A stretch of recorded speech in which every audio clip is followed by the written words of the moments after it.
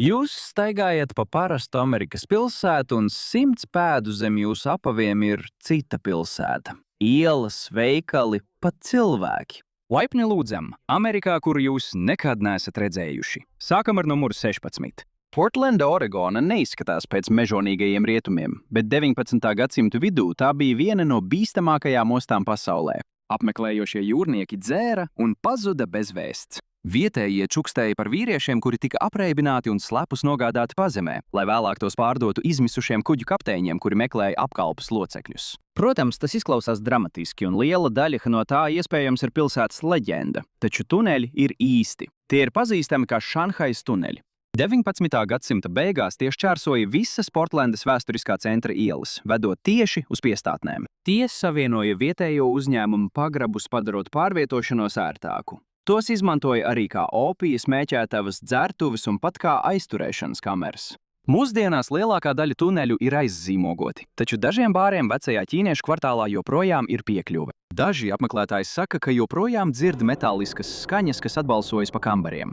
Caurules, dzīva iztēle vai arī Portlandas neapglabātā pagātne. Taču ne katra pazemes pilsēta sākās kā noslēpums. Dažas radās, kad virszemes pilsēta vienkārši pazuda. 15. numurs. Sietla neplānoja pazemes pilsētu. Tā vienkārši pārvērtās par tādu ugunsgrēka dēļ. 1889. gada 6. jūnijā kādā krāsu veikalā apgāzās līmespods. Līdz nākamajam rītam viss biznesa rajons, 4 piestātņi tilti un dzelzceļa termināļi bija pārvērsti gruzdošos pelnos. Neviens negāja bojā, un pilsēta pārvērta šo traģēdiju par uzplaukumu. Sietla tika uzbūvēta lielāka un stiprāka. Koku aizstāja ķieģeļi un akmens. Iedzīvotāju skaits dubultojās. Un ielas? Tās tika paceltas par 30 pēdām, lai novērstu pastāvīgus plūdus. Taču, kad jaunā pilsēta tika uzcelta, vecā palika tieši turpat, kur tā bija. Zem pionieru laukuma Sietlas sākotnējās ielas, veikalu fasādes un ietves turpināja pastāvēt, pilnīgi saglabājušās tumsā. Vairākus gadus cilvēki tās joprojām izmantoja. Veikali darbojās pazemē, tika atvērtas tvaika pirtis, pat bordeļi palika rosīgi. Tad viss mainījās. 1907. gadā Sietlā izcēlās buboniskais mēris. Pilsētas vadība sāka panikot. Par vainīgām tika uzskatītas žurkas. Visi, kas atradās pazemē, tika izlikti. Pārejas tika aizzīmogotas, ieejas aizmūrētas. Lielākā daļa cilvēku par tuneļiem aizmirsa līdz 1960. gadiem. Pilsētas pārbūves laikā tika atklāta pazemes pasaule, un pilsēta mēģināja to slēgt, bet nesekmīgi. Vairāk nekā 500 000 cilvēku parakstīja petīciju, lai to saglabātu. Mūsdienās ir pieejamas pazemes ekskursijas, kurās joprojām var redzēt nedaudz no vecās Sietlas. Izbalējušus veikalu skatlogus, spoku ielas un visu pārējo. Tomēr Sietla nebija vienīgā pilsēta, kas bija spiesta pārbūvēt sevi uz augšu. 14. punkts. Sakramento ir pretstats Sietlai. Tā nesadega, tā noslīka. 1861 līdz 1862 gada ziemā silts lietus izkausēja Sierra Madrē sniegu. Visa šī ūdens masa steidzās lejup, un tai nebija kur palikt, izņemot Sakramento. Tad tas notika vēlreiz un vēlreiz. Līdz janvārim plūdi bija tik smagi, ka gubernatoram nācās airēt laivu līdz savai rezidencei un ieiet 2. stāvā. Cilvēki pēkšņi saprata, ka Sakramento atrodas palienē. Tā vietā, lai bēgtu, pilsēta sāka celties augstāk. Nākamo 15 gadu laikā pilsēta tika pacelta par 3 līdz 6 metriem. Ēkas tika paceltas ar milzīgiem skrūpacēlājiem. Tika izveidotas jaunas ielas, bet vecās ielas atstāja neskartas, un tās kļuva par Sakramento pazemi. Vecie pagrabi tika pārvērsti par bāriem, azartspēļu zālēm un salonu mājām. Bizness plauka, līdz pilsēta devās tālāk un atstāja to apraktu. Mūsdienās tās sniedz ieskatu tajā, kā cilvēki agrāk dzīvoja. Sakramento cilvēki galu galā pameta pazemi. Vienā pilsētā tā kļuva par kaut ko, no kā viņi nevarēja izbēgt. 13. numurs. Centrālija, Pensilvānija, tika uzcelta uz oglēm, un 1962. gada maijā tā aizdegās. Tieši pirms piemiņas dienas pilsēta nolēma attīrīt savu atkritumu izgāstuvi vecmodīgā veidā, to nodedzinot. Neviens neapzinājās, ka pilsēta atrodas virs vecām ogļu raktuvēm. Drīz vien uguns aizdedzināja ogļu slāni un pārvērtās par ugunsgrēku. Sākumā šķita, ka pilsēta ugunsgrēku kontrolē, taču tad no zemes sāk izplūst dūmi. Gaiss kļuva toksisks. Oglekļa monoksīds piepildīja pagrabus. Cilvēki sāka pamest pilsētu. Sākumā lēnām. Daži iedzīvotāji centās palikt. 1983. gadā 12 gadus vecs zēns gandrīz gāja bojā, iekrītot iegruvumā, kas bija pilns ar toksiskām gāzēm. Tas bija gals. Federālā valdība iejaucās, nopirka pilsētu par $42 miljoniem un pasludināja gandrīz visas ēkas par neapdzīvojamām. Iedzīvotāji tika evakuēti. Tiesvedības ilga gadu desmitiem, kamēr ugunsgrēks turpināja degt zem ielām. Šodien tur palikuši tikai 5 cilvēki. Pilsētas pasta indeks tika atcelts 2002. gadā, un tiek prognozēts, ka ugunsgrēks turpināsies vēl 250 gadus. Un, ja tev patīk šādi ceļojumi kartēs, noteikti nospied abonēšanas pogu, jo, mana karjera tagad ir pilnībā pazemē. Jebkurā gadījumā ne visas pazemes telpas radušās nejauši. Dažas tiek būvētas apzināti, lai paliktu neredzamas. 12. numurs. Kad Losandželosā sākās aizlieguma laiks, pilsēta nekļuva sausa. Tā pārcēlās pazemē. Zem Losandželosas ielām tuneļi stiepās 11 jūdžu garumā, savienojot bārus, pagrabus un slepenos krogus. Dienas laikā tādas vietas kā Kinga Edija krogs bija cienījama klavieru uzņēmumi.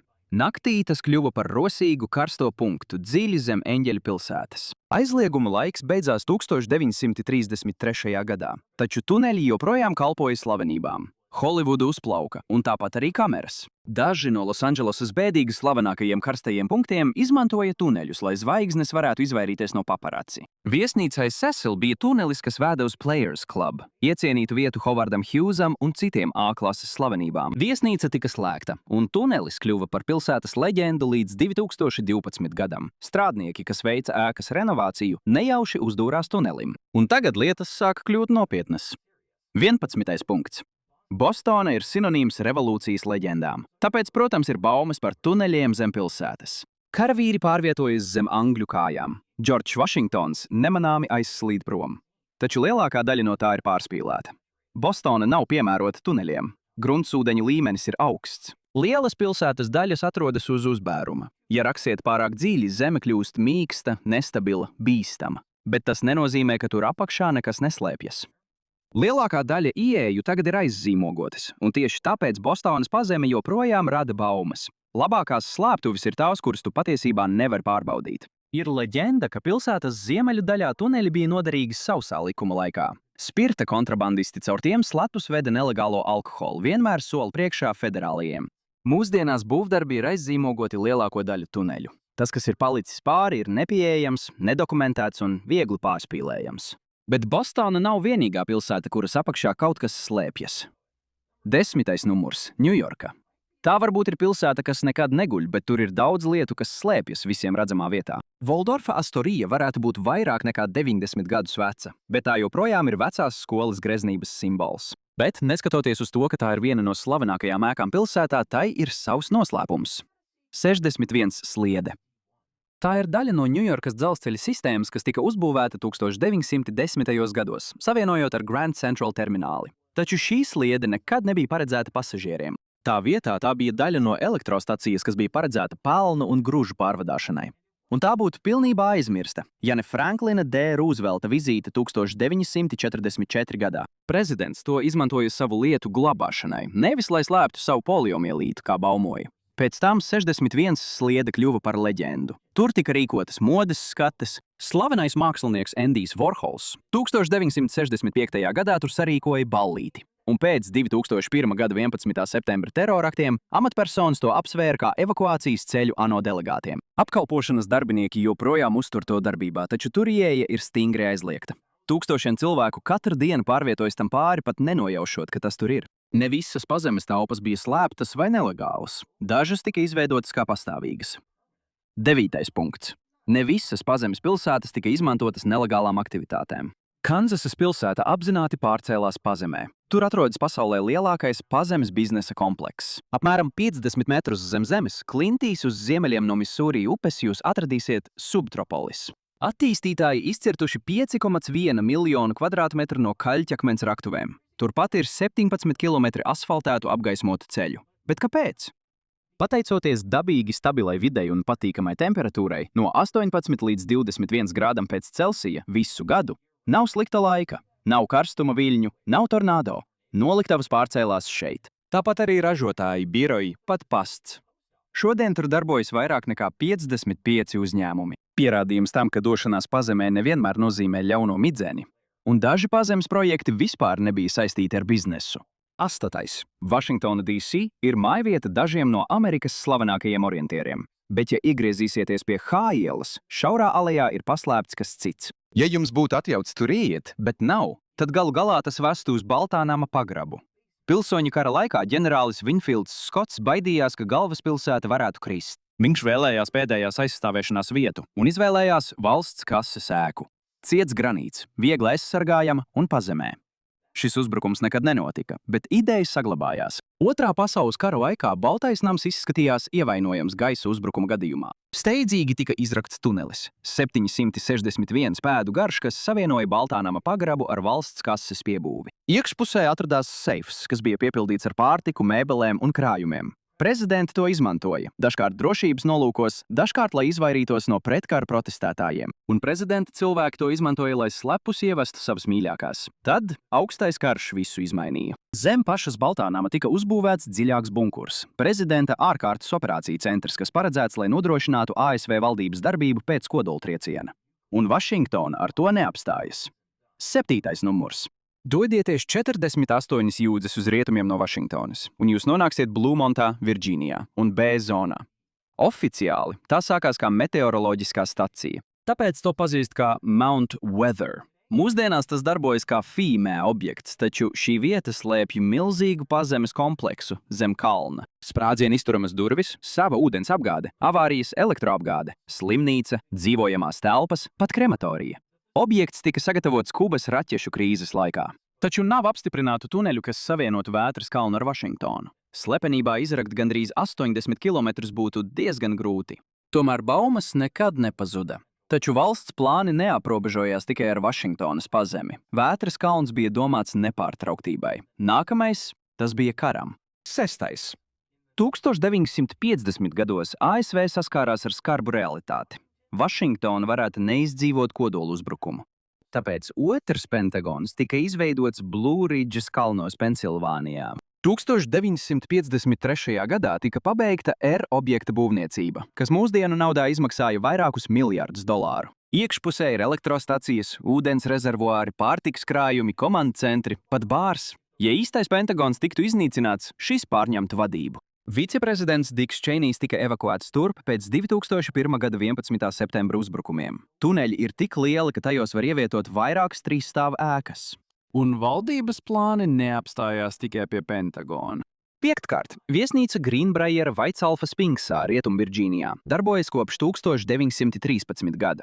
Tās viesu vidū ir bijuši 28 prezidenti, un tā ir uzņēmusies svarīgas startautiskas konferences Otrā pasaules kara laikā. Un tas padarīja to ideālu. Augstā kara laikā Pentagons bija izstrādājis rezerves plānu, bet kongresam tāda nebija. Tāpēc 1959. gadā viesnīca sāka jaunu būvniecības projektu. Viesiem bija pieejams plašākas telpas, un to iesauca par Rietumvirģīnijas spārnu. Bet notika vēl kas cits, kaut kas zem zemes. Projekts Grieķu sala. Milzīgs bunkurs, kas tika uzbūvēts tieši zem viesnīcas.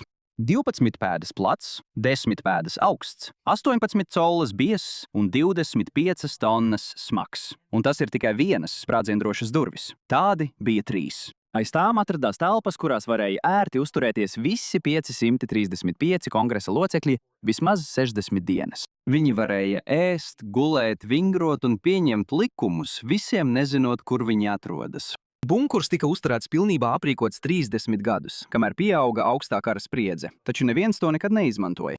1992. gadā laikraksta The Washington Post izmeklēšana atklāja bunkuru. Dažu dienu laikā tas tika slēgts. Tas kļuva par turistu apskates objektu, bet šodien tur atrodas datu centrs. Tomēr daži plāni ir pārāk lieli, lai tos noslēptu zem ēkām. 4. vietā. Cik daudz var sapakot, gatavojoties pasaules galam? Izrādās ļoti daudz, jo ir pazemes rajoni. Un tad ir Šajenas kalns, pilsēta zem 600 metru bieza cieta klints slāņa. Tas tika uzbūvēts no 1961 līdz 1966 gadam, un tas ir paredzēts, lai izturētu tiešu kodoltriecienu, kas ir 1000 reižu spēcīgāks nekā bumbas, kas tika nomestas uz Hirosimas un Nagasaki. Tas aizņem 2,06 hektārus un ir izcirsts no 700 000 tonu granīta. Iekšpusē atrodas 15 milzīgas ēkas, kas uzstādītas uz milzu atsperēm un izolētas no triecienviļņiem. Tur ir sporta zāles, kopmītnes, slimnīcas, ūdenskrātuves un komanda centri. Pat ir Subway sviestmaižu restorāns. Tam pat ir sava ūdenskrātuve, kurā glabājas 1,5 miljoni galonu ūdens. Kalns var pilnībā noslēgties kodolu uzbrukuma gadījumā un darboties neatkarīgi vairākus mēnešus. Taču ne katra pazemes patvēruma vieta bija paredzēta amatpersonām. 3. punkts. Kubas raķešu krīzes laikā ne katrs patvērums bija domāts likumdevējiem vai ģenerāļiem. Viens no plāniem bija vērsts uz Amerikas pilsoņu drošību. Lielā kaņona alu pazemes apartamenti, jeb Lielā kaņona bunkurs. Prezidents Kenedijs vēlējās, lai Lielā kaņona alas tiktu pārvērstas par radiācijas patvērumu. Ēdiens un ūdens tika nogādāti 67 metrus zem zemes, lai nodrošinātu vismaz 2000 cilvēku izdzīvošanu. Mūsdienās Lielā kaņona alu viesnīca ir pārvērtusi to par apartamentu, kura cena ir $1000 par nakti. Tomēr gadu gaitā tas ir mainījies. Apartamentā ir visas ērtības, ko varētu vēlēties. Televizors, mūzika, divguļamās gultas, pat bibliotēka. Džona F. Kenedija pasūtītās pārtikas rezerves joprojām tur atrodas. Sausais klimats salās saglabā lietas svaigas, un viena pazemes telpa nemaz nebija paredzēta izdzīvošanai, bet gan tam, kas notiek pēc tam. Otrakārt, 70. gados Žerārs B. Hendersons, kosmētikas uzņēmuma Avon direktors, sāka uztraukties par savu drošību. Tāpēc viņš pārcēlās pazemē. Līdz 1978. gadam Lasvegasas pazemes savrupmāja bija pabeigta. Aptuveni 8 metri zem zemes. Tā ir būvēta no betona un tērauda. Vienīgais veids, kā iekļūt, bija caur durvīm, kas izskatījās kā milzu akmeņi. Iekšpusē bija 5 guļamistabas, 6 vannas istabas, baseins, 2 burbuļvannas, bārs, deju grīda, pirts un pat 4 bedrīšu golfa laukums. Turpat bija mākslīgas debesis, kas imitēja dienas gaismu. Šodien šī pazemes midzne joprojām pastāv, aprakta zem citas mājas. Tās īpašnieki, Stassis fonds, to iegādājās par $1,15 miljoniem 2014. gadā. Runā, ka viņi to pārvērtīs par muzeju. Un visbeidzot, pirmajā vietā ir viena pazemes vieta Amerikā, kas netika būvēta izdzīvošanai. Tā tika būvēta atmiņām. 1940. gadā Ogltorpas universitātes prezidents Tornvels Džeikobs nāca klajā ar ideju. Mūsdienu sabiedrībai vajadzētu saglabāt savus dārgumus, tieši tāpat kā to darīja senie eģiptieši. Dziļi paslēpta universitātes Fībes Herstas zālē atrodas civilizācijas kripta. 6 metrus gara, 3 metrus plata un 3 metrus augsta, izcirsta cietā klintī, dziļi zem granīta. Telpas ir hermētiskas, pastiprinātas un neskartas. Iekšā atrodas ikdienas priekšmeti, kas paredzēti, lai attēlotu 20. gadsimta sākuma civilizāciju. Ārtīs šova ieraksti, plastmasas Donalda Daka figūriņa, Franklina Delano Roosevelta un Hitlera balss ieraksti. Kripta ir aizzīmogota līdz 8113. gadam, kas, kā tiek uzskatīts, ir tāds pats laika attālums no Džeikoba laikiem kā no senākā kalendāra. Pierādījums tam, ka, lai gan amerikāņi roka tuneļus, lai paslēptos, izbēgtu un izdzīvotu, dažkārt viņi roka vienkārši tāpēc, lai tiktu atcerēti. Paldies, ka šodien pievienojāties man. Ceru, ka jums patika video. Ja vēlaties redzēt vēl vairāk šādu video, lūdzu apsveriet iespēju abonēt un ieslēgt paziņojumus. Tas tiešām ir svarīgi. Vēlreiz paldies, un tiekamies nākamreiz raidījumā MapPack. Ir 1930. gadi, maizes rindas, putekļu vētras un izmisums ir ikdiena. Tomēr pat nabadzīgākajos Amerikas nostūros parādās gaisma. Īsta gaisma. It kā ģimenes nospiestu slēdzi un izsauktu uguni no dieviem. Ārā mašīnas sāk rūkt, izbeidzot tāda veida smagu darbu, kas lauzis muguras, kopš cilvēki sāk staigāt stāvus. Tas ir kā dzīvot nākotnē. Noslēpums. Kaut kas, kas izklausās mazāk pēc brīnuma un vairāk pēc papīru kārtošanas. Tenesī ielejas pārvalde. Tātad, kas tieši tas bija? Rūpnieciskā revolūcija un Amerikas Savienotās valstis.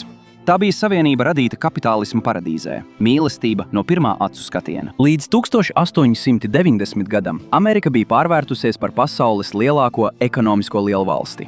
To darbināja nafta, tērauds un tīra pārdrošība. Protams, daži cilvēki kļuva bagāti, pat ļoti bagāti. Pārējiem pārsvarā sodrēji un 14 stundu maiņas. Bet kā jau katrā uzplaukstošās attiecībās bija arī trešais liekais – Lauku Amerika. Rūpnieciskā revolūcija nepāršalca visu valsti vienādi. Tā paskatījās uz laukiem un teica, varbūt vēlāk. Un nekur to neizjuta vairāk kā Tenesī ielejā. Un šī ir tā vieta. Tā aptver Tenesī upes sateces baseinu, kas vīs no Kentucky caur Tenesī, Alabamu, Džordžiju, Karolīnām un līdz Virģīnijai. Izklausās idilliski, vai ne? upes, viļņaina pakalni, tik daudz ūdens. Varētu domāt, ka paradīze, bet jūs kļūdītos. Tenesī štata Junionas apgabalā tikai 1% zemnieku saimniecību īpašnieku mājās bija iekštelpu kanalizācija.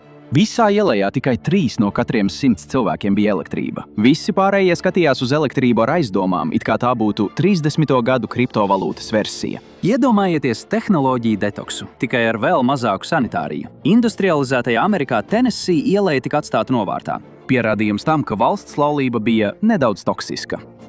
Ziemeļi bija industrializējušies jau agrāk. Dienvidi vēl gaidīja, kad sāksies medus mēneša fāze. Dienvidu ekonomika bija uz sabrukuma robežas jau ilgi pirms akciju tirgus sabrukuma. Un tas nebija tikai kokvilnas cenu kritums. Bija sajūta, ka pats Dievs ir savācis mantas, pārcēlies uz ziemeļiem un atstājis veiksmes vēlējumu uz ledusskapja. Enterprise pilsētā Alabamā ir piemineklis nevis varonim vai kaujai, bet gan kukainim, kokvilnas smecerniekam. Šis kukainis 19. gadsimta 90. gados pārcēlās no Meksikas un izpostīja dienvidu kokvilnas laukus, iznīcinot cilvēku iztiku. Iedomājieties, ka esat tik kolektīvi traumēti, ka uzceļat pieminekli savam ienaidniekam. Taču pat šeit ģeogrāfija bija atstājusi pēdējo dāvanu. Svētība parādījās Masulšolsā, Alabamā. Tur Tenesī upe 30 jūdžu posmā krīt par 140 pēdām. Visa šī krītošā ūdens masa nozīmēja milzīgu neizmantotu enerģiju. Dabisks hidroenerģijas džekpots, kas vienkārši gaidīja, kad kāds to pamanīs. Es zinu šo sajūtu. Ja tev patīk šie video, noteikti nospied abonēšanas pogu, jo acīm redzot mana dzīve iet tikai vienā virzienā – tūplānā.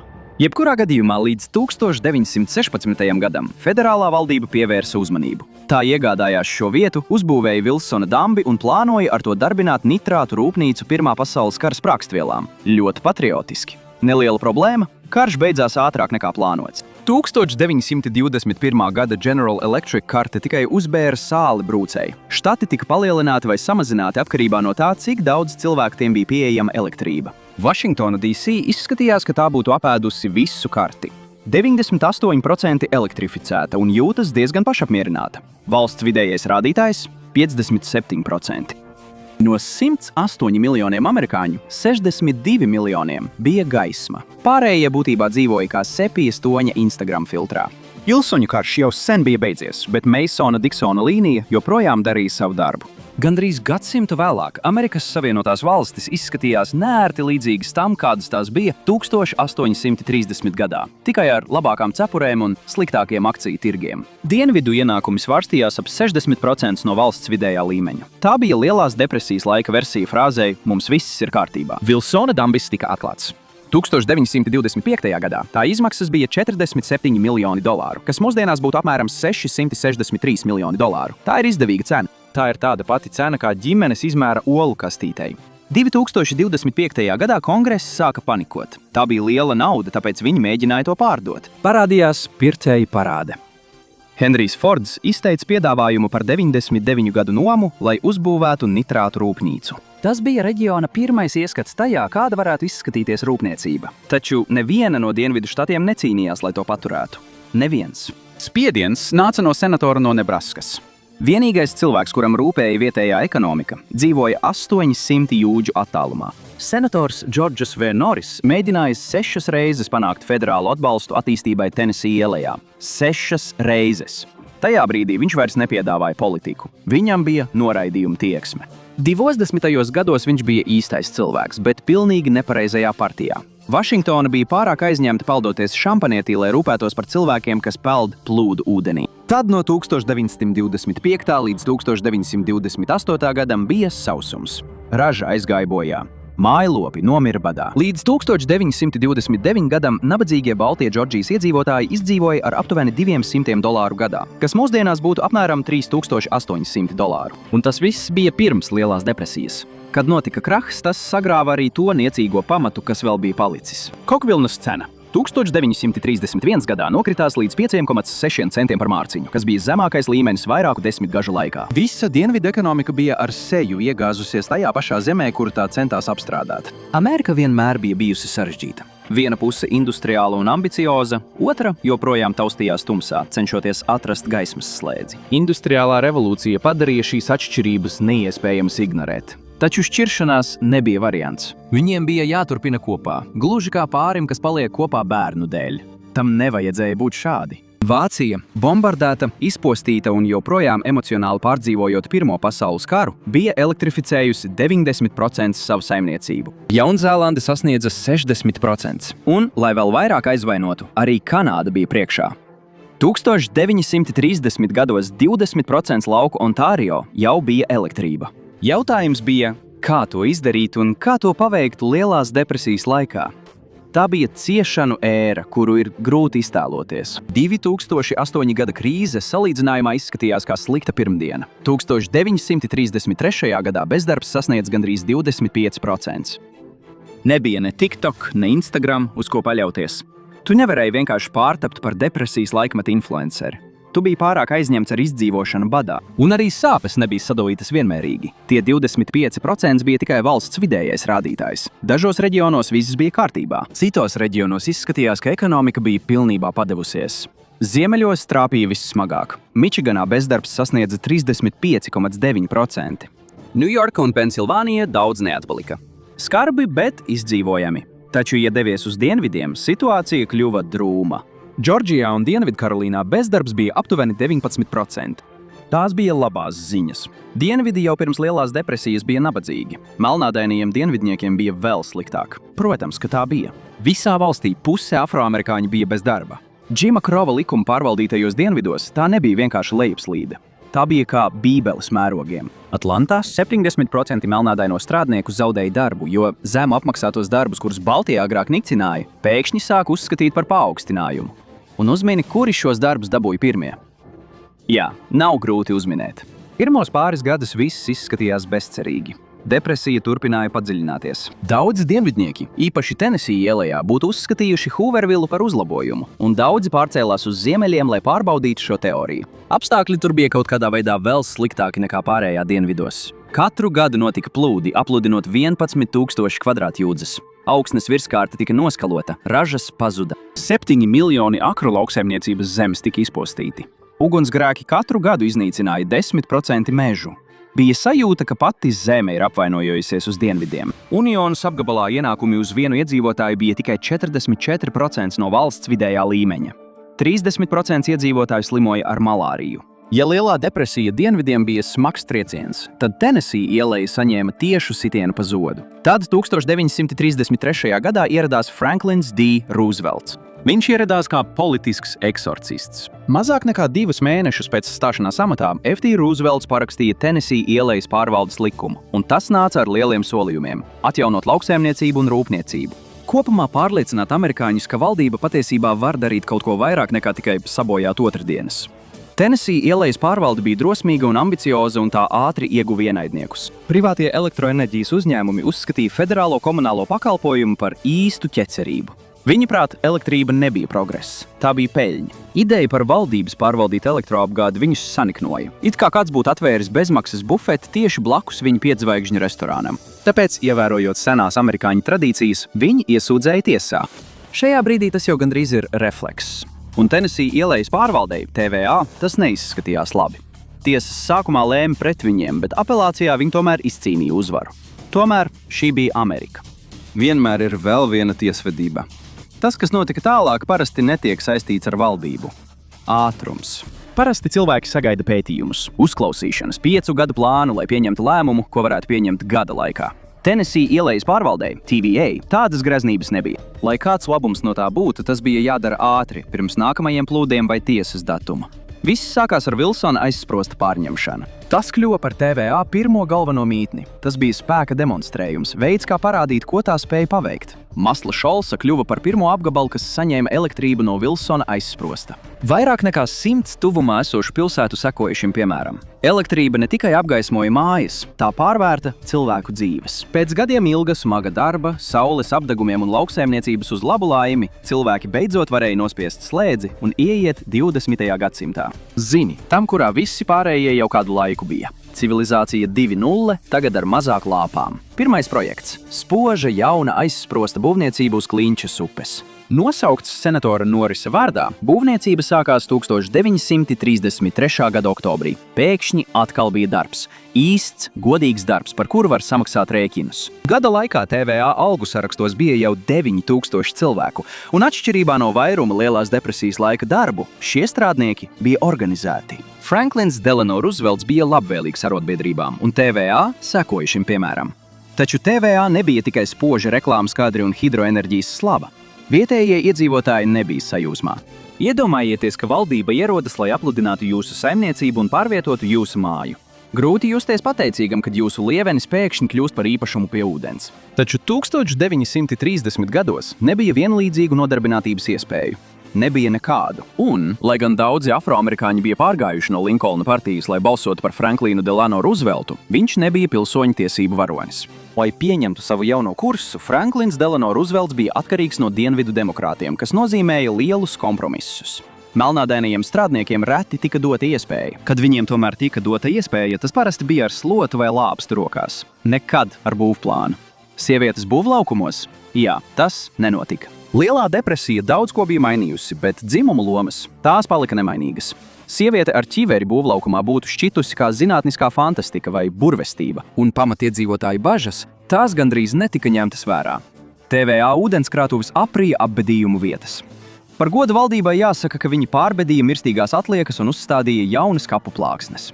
Jauka žeste, ņemot vērā, ka nejauši izveidot ezeru virs savu senču apbedījumiem nebija solīts. Noris aizsprosts nebija lēts $32,3 miljoni 1930. gados, kas mūsdienās būtu ap 724 miljoniem, un tas prasīja arī cilvēku dzīvības. 3000 ģimeņu un 5300 pārvietotu kapu. Valdība to sauca par progresu. Cilvēki, kas palika zem ūdens, droši vien teiktu ko citu. Līdz 1935. gadam tikai 1 no 10 Amerikas fermām bija elektrificēta. Un tā kā 21% amerikāņu joprojām strādāja fermās, tā nebija kāda mazsvarīga problēma. Izejot ārpus pilsētas, tu ne tikai atstāji aiz muguras mūsdienu dzīvi, tu ceļoji laikā. Līdz 1936. gadam Norisa aizsprosts jau darbojās, un tas bija tikai sākums. Tajā pašā gadā augstākā tiesa atzina TVA par konstitucionālu. Saņemot šo atļauju, aģentūra sāka domāt plašāk. 9 jauni aizsprosti tika apstiprināti. Tad tika uzbūvēti 16. Jo, kā visi zina, kad sāc būvēt aizsprostus, apstāties vairs nevar. Tagad bija pienācis laiks, lai gaismas beidzot iedegtos. Vēl viens jaunā kursa projekts palīdzēja to īstenot. Lauku elektrifikācijas administrācijas. TVA jaunākais brālis, kurš ieradās vēlāk, bet tomēr saņēma atzinību. Tās uzdevums – izplatīt Muscle Shoals modeli visā Tennessee ielejā. Fontānas aizsprosts kļuva par kroņa dārgakmeni. Ja Wilsons un Norris bija iespaidīgi, tad Fontāna bija īsts briesmonis. Aizsprostu Godzilla, bet draudzīgāka un mazāk radioaktīva. Ar 480 pēdām tas joprojām ir augstākais aizsprosts uz austrumiem no Mississippi. Tā ūdenskrātuve Fontānas ezers aizņem vairāk nekā 10 000 akru, bet zem šī ainaviskā ūdens slēpjas noslēpums. Tāpat kā Norris, arī Fontānai bija savi uzvarētāji un zaudētāji. Progresam vienmēr ir savas upuru saraksts. Zem Fontānas ezera atrodas vairākas pilsētas, visas iznīcinātas kā mūsdienu lielie plūdi, tikai bez vīra ar šķirstu. Tomēr aizsprosts paveica savu darbu. Japāna to pamanīja. 1930. gados taifūni skāra piekrasti. Saimniecības bija zem ūdens, un Ziemeļu Japāna nonāca bada priekšā. Cits kontinents? Tā pati problēma. Māte daba bija pasaules tūrē. Japāņu inženieri devās uz Ameriku, lai pētītu TVA. Līdz 1938. gadam Japāna būvēja 5 hidroelektrostacijas aizsprostus uz Kitakami upes. Reģions, kas agrāk bija pakļauts dabas katastrofām, kļuva par Japānas kara laika rūpniecības centru. Lai gan tas neizglāba impēriju, izrādījās, ka ar aizsprostiem nevar pārspēt atombumbu. Taču TVA īstenošanas laiks bija svarīgs arī cita iemesla dēļ. Lielā depresija nebija sagrāvusi tikai Ameriku, tā bija skārusi visu pasauli. Vācija, kas vēl joprojām atkopās no Pirmā pasaules kara sekām, bija viena no vissmagāk cietušajām. Un 2 mēnešus pēc tam, kad Franklins Delano Roosevelts stājās amatā, pavisam cita veida līderis iedarbinājis savu mašinēriju. Adolfs Hitlers arī bija liels infrastruktūras atbalstītājs. Viņam ļoti patika autobānis un viss, kas saistīts ar karu. Kad sākās viņa zibenskaru kampaņas, kļuva sāpīgi acīm redzams, cik ļoti Amerikas Savienotās valstis atpalika.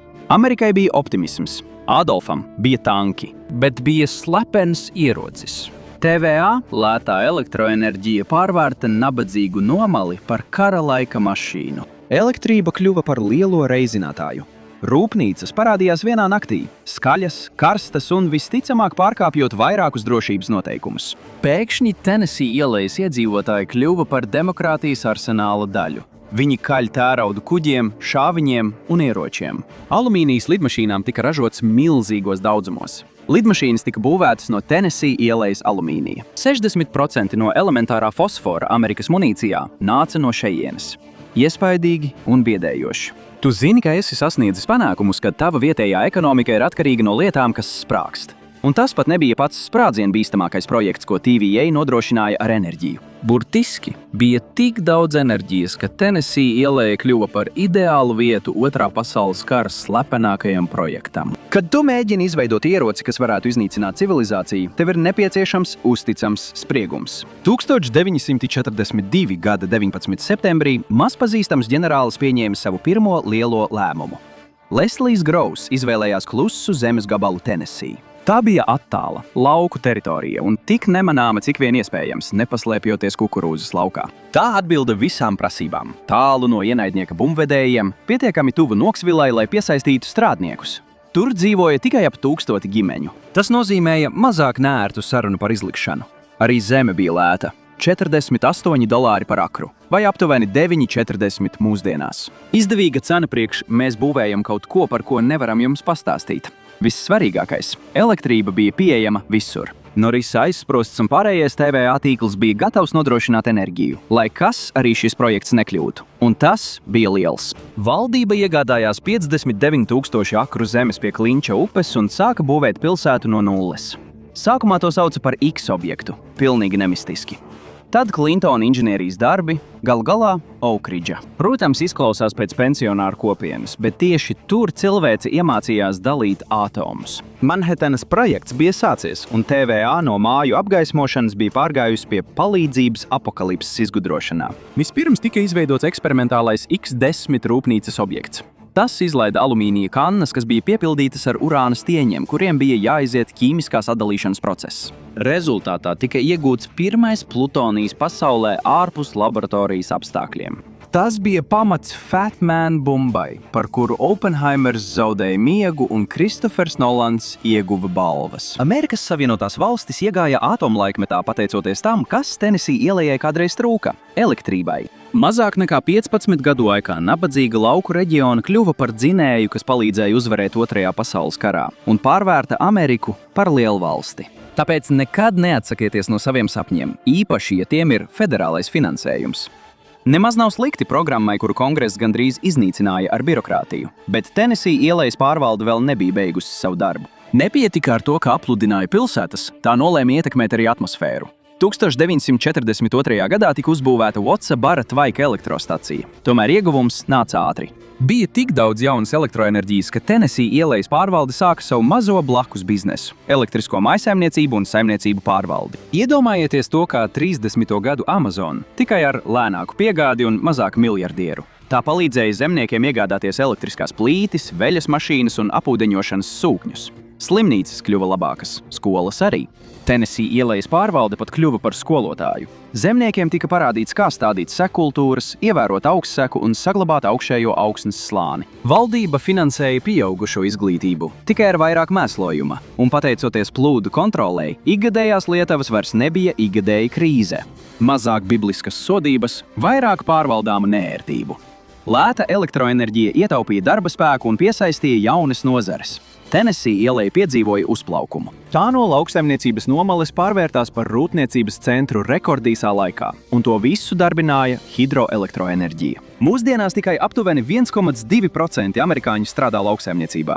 Elektrība ļāva nodarboties ar visu, ko citu, tikai ne ar lauksaimniecību. Tas varētu izskaidrot, kāpēc mani tomāti garšo pēc slapjas kartona un maksā $5 gabalā. Bet atšķirībā no manas lauksaimniecības, Tenesī ielas pārvalde zināja, kā lietas uzlabot. Pēc kara tās ietekme palīdzēja Japānai atjaunoties no pelniem. Mūsdienās valstī ir vairāk nekā 3000 dambju. Tas ir 4. lielākais skaits pasaulē. Tas lielā mērā ir pateicoties sadarbībai starp amerikāņu un japāņu plānotājiem okupācijas laikā.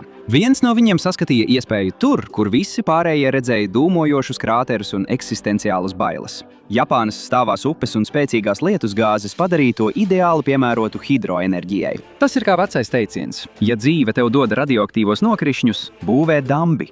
TVA panākumi un Japānas piemērs izraisīja globālu vilni. Līdz 1948. gadam dambi celtniecība plauka. Nākamā bija Indija. Damadaras upe pastāvīgi aplūda, tāpēc Indija paskatījās uz TVA un teica: mēs gribam to pašu, ko viņi. Domino kauliņi krita viens pēc otra.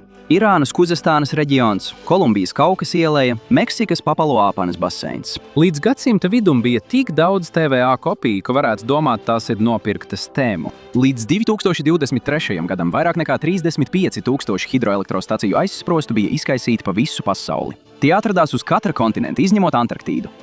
Pagaidīsim vēl. TVA neizgudroja aizsprostu, bet pierādīja, ka ar tiem var pārveidot veselus reģionus uz labo pusi, pareizai pieliekot arī kādu atomu bumbu. Apvienoto Nāciju organizācija pat padarīja to par paraugu cilvēku izcelšanai no nabadzības. Mūsdienās aptuveni 80% pasaules lauku iedzīvotāju ir pieejama elektrība. 90. gadu sākumā tie bija 63%. Liels progress un daudz betona, un labākais pierādījums bija tuvāk mājām. Līdz 1953. gadam uz vienu iedzīvotāju rēķinātie ienākumi Tenesī ielejā bija palielinājušies no 44% līdz 61% no valsts vidējā līmeņa. Nav slikti reģionam, kurš kādreiz uzskatīja elektrību par bīstamu baumu, un visa tā malārijas problēma pazudusi. Elektrība un drenāža vienmēr pārspēja moskīta tīklus un lūkšanu apļus. Mūsdienās TVA saražo apmēram 35 gigavatus elektroenerģijas. Tā ir 6. lielākā komunālo pakalpojumu kompānija Amerikas Savienotajās valstīs. Tā pārvalda 30 dambjus un hidroelektrostacijas, 4 ogļu stacijas, 16 dabasgāzes stacijas un 14 saules elektrostacijas. Ir pat viena vientuļa vēja elektrostacija, atjaunojamo energoresursu introverts. Joprojām paplašinot robežas, tā darbojas arī ar 3 atomelektrostacijām, kas nodrošina 40% reģiona elektroenerģijas. Un ar to viss nebeidzas. Vēl vairāk atomelektrostaciju ir ceļā. Ne jau mākslīgā intelekta uzplaukumam, lai gan tās noteikti palīdzēs rītdienas studentiem darbināt nedaudz gudrāku ChatGPT, rakstot savas esejas. Ukridža atkal gatavojas ieiet vēsturē. TVA tikko ieguva atļauju pirmajiem mazajiem modulārajiem kodolreaktoriem valstī. Tie būs aptuveni trešdaļas lielumā no tradicionālā reaktora un daudz efektīvāki. Tos izgatavos rūpnīcās, piegādās ar kravas automašīnām un samontēs uz vietas. Tā ir kā IKEA versija enerģētikas stacijai, tikai ar daudz sliktākām sekām, ja pazaudēs krūvi. Tas viss ir daļa no TVA plāna līdz 2050 gadam kļūt oglekļa neitrāliem. Pateicoties TVA, viens no nabadzīgākajiem dienvidu reģioniem kļuva par pilntiesīgu partneri rūpnieciskajā revolūcijā. To nosaukt par debesīs radītu savienību iespējams būtu pārspīlējums. Debesis nav īpaši ieinteresētas atomieroču izgudrošanā, bet tas nostrādāja. Daudzos aspektos tas bija veiksmīgākais infrastruktūras projekts ASV vēsturē, varbūt pat pasaulē. Šis megaprojekts deva enerģiju reģionam, pārveidoja valsti un nejauši palīdzēja izgudrot apokalipsi. Tātad ieguvums visiem. Paldies, ka šodien pievienojāties man! Ceru, ka jums patika šis video. Ja vēlaties redzēt vēl vairāk šādu video, lūdzu apsveriet iespēju abonēt un ieslēgt paziņojumus. Tas tiešām daudz nozīmē.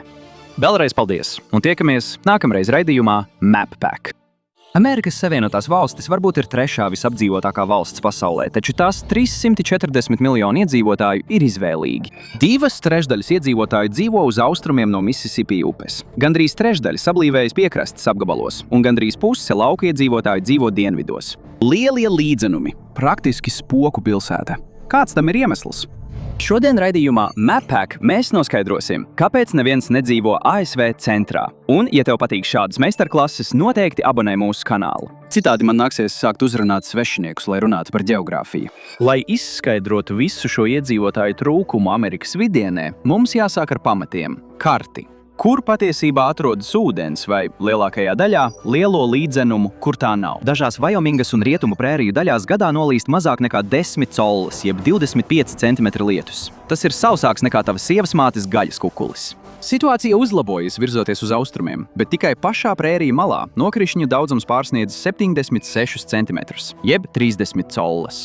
Tikmēr uz austrumiem no Mississippi un Klusā okeāna ziemeļrietumos ūdens ir visur. Protams, upes, piemēram, Misūrī, Arkansasa, Kanādas, Sarkanā, Pekosa un Brazosa, tek cauri lielo līdzenumu štatiem no Klinču kalniem, taču tās drīzāk ir kā nepilna laika darbinieki, nevis uzticamas dzīvības līnijas. Tās ir atkarīgas no sniega segas, un sniega sega mainās katru gadu. Lielie līdzenumi? Iedomājieties tās kā milzīgu āra dehidratoru. Ziemeļos Zeme katru gadu zaudēja apmēram 29 collas jeb 74 cm ūdens. Dienvidos ir vēl sliktāk – pazūd. 56 collas jeb 142 cm. Tas ir kā nedēļām ilgi nepārtraukti darbināt dušu un vienkārši skatīties, kā ūdens pazūd. Un, ja meklē ezerus, aizmirsti. Izņemot dažas strautus vai dīķus, daudz kas nav atrodams, un arī tie sausuma laikā var pilnībā izzust. Amerikas pamatiedzīvotāji sekoja šiem sarūkošajiem ūdens avotiem, apmetoties tur, kur vien varēja. Vēlāk ieceļotāji mēģināja apmānīt dabu ar aizsprostiem un apūdeņošanu, bet pat vislabākā inženierija ir tikai gudrs veids, kā apiet nosacījumus, kuriem māte daba nekad nav piekritusi. No tā nav iespējams izvairīties. Amerikas Savienoto Valstu centrālā daļa nav paredzēta lieliem iedzīvotāju centriem, un ne tikai tāpēc, ka virszemes ūdens ir maz. Daba tomēr ir paslēpusi otru bagātīgu ūdens avotu, ko no kosmosa nevar redzēt, bet pirms mēs to atklājam, apskatīsim jaunāko migrācijas karti. Uzminiet, uz kuriem štatiem cilvēki pārceļas. Nē, tā nav Teksasa. Montāna un Idaho ir starp visstraujāk augošajiem štatiem valstī. Līdz 2024. gada aprīlim šo štatu iedzīvotāju skaits strauji pieauga. Montānā par 3,6%, bet Idaho par iespaidīgiem 5,4%. Acīm redzamākais iemesls – lētāks mājoklis. Vismaz līdz brīdim, kad visiem radās tā pati doma. Tagad Montānas vidējā mājas cena ir $378,000, bet Idaho – $485,000. Protams, tas joprojām ir izdevīgi salīdzinājumā ar $833,000 Kalifornijā, bet patiesībā tas ir dārgāk nekā Teksasā – $338,000 un Floridā – $412,000. Štati, kas atrodas pašā valsts vidū, piedāvā daudz lielāku atvieglojumu tiem, kas cenšas izvairīties no debesīs kāpušajām mājokļu cenām. Tur ir dažas no lētākajām mājām valstī. Dienviddakota ir visdārgākā no šī reģiona – $320,000, bet pārējās visas ir zem 300,000. Oklahomas vidējā mājokļa cena ir tikai $244,000, kas ir trešā lētākā valstī. Taču lētas mājas nevienmēr nozīmē strauji augošu iedzīvotāju skaitu. Līdz 2024. gadam Oklahomas iedzīvotāju skaits pieauga tikai par 0,7%. Dienviddakota pieauga par 2,6%, bet Ziemeļdakota pievienoja tikai 7,500 cilvēkus. To diez vai varētu saukt par masveida pieplūdumu. Kanzasa pieauga par 19,000, Nebraskā apmēram 17,600 cilvēku, kas ir pieticīgs 0,8% pieaugums. Pieejami? Jā.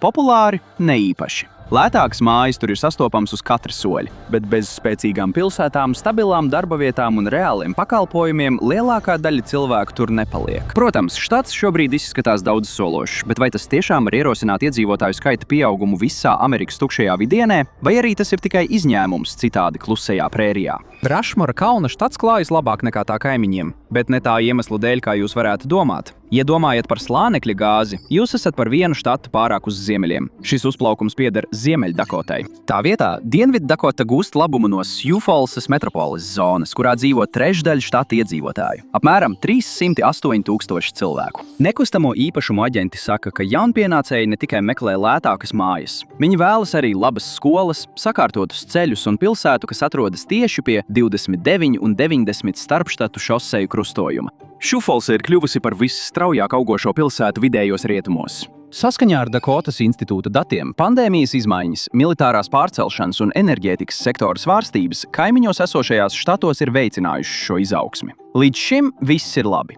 Atšķirībā no Ziemeļdakotas, kas savu izaugsmi saistīja ar slānekļa gāzes uzplaukumu, Dienviddakotai šķiet nav nepieciešama viena konkrēta nozare, lai turpinātu piesaistīt cilvēkus. Bet nepārprotiet to. Tad Sioux Fallsa tuvākajā laikā nekļūs par vadošo pilsētu Amerikas Savienotajās valstīs. Ja pašreizējās tendences saglabāsies, metropoles apgabals līdz 2060 gadam sasniegs tikai apmēram 438,000 iedzīvotāju. Tas ir mazāk nekā šodien ir Statenas salā. Un tas ir liels jā. Ir daudz kas strādā pret šo iespējamību. Ir daudz šķēršļu.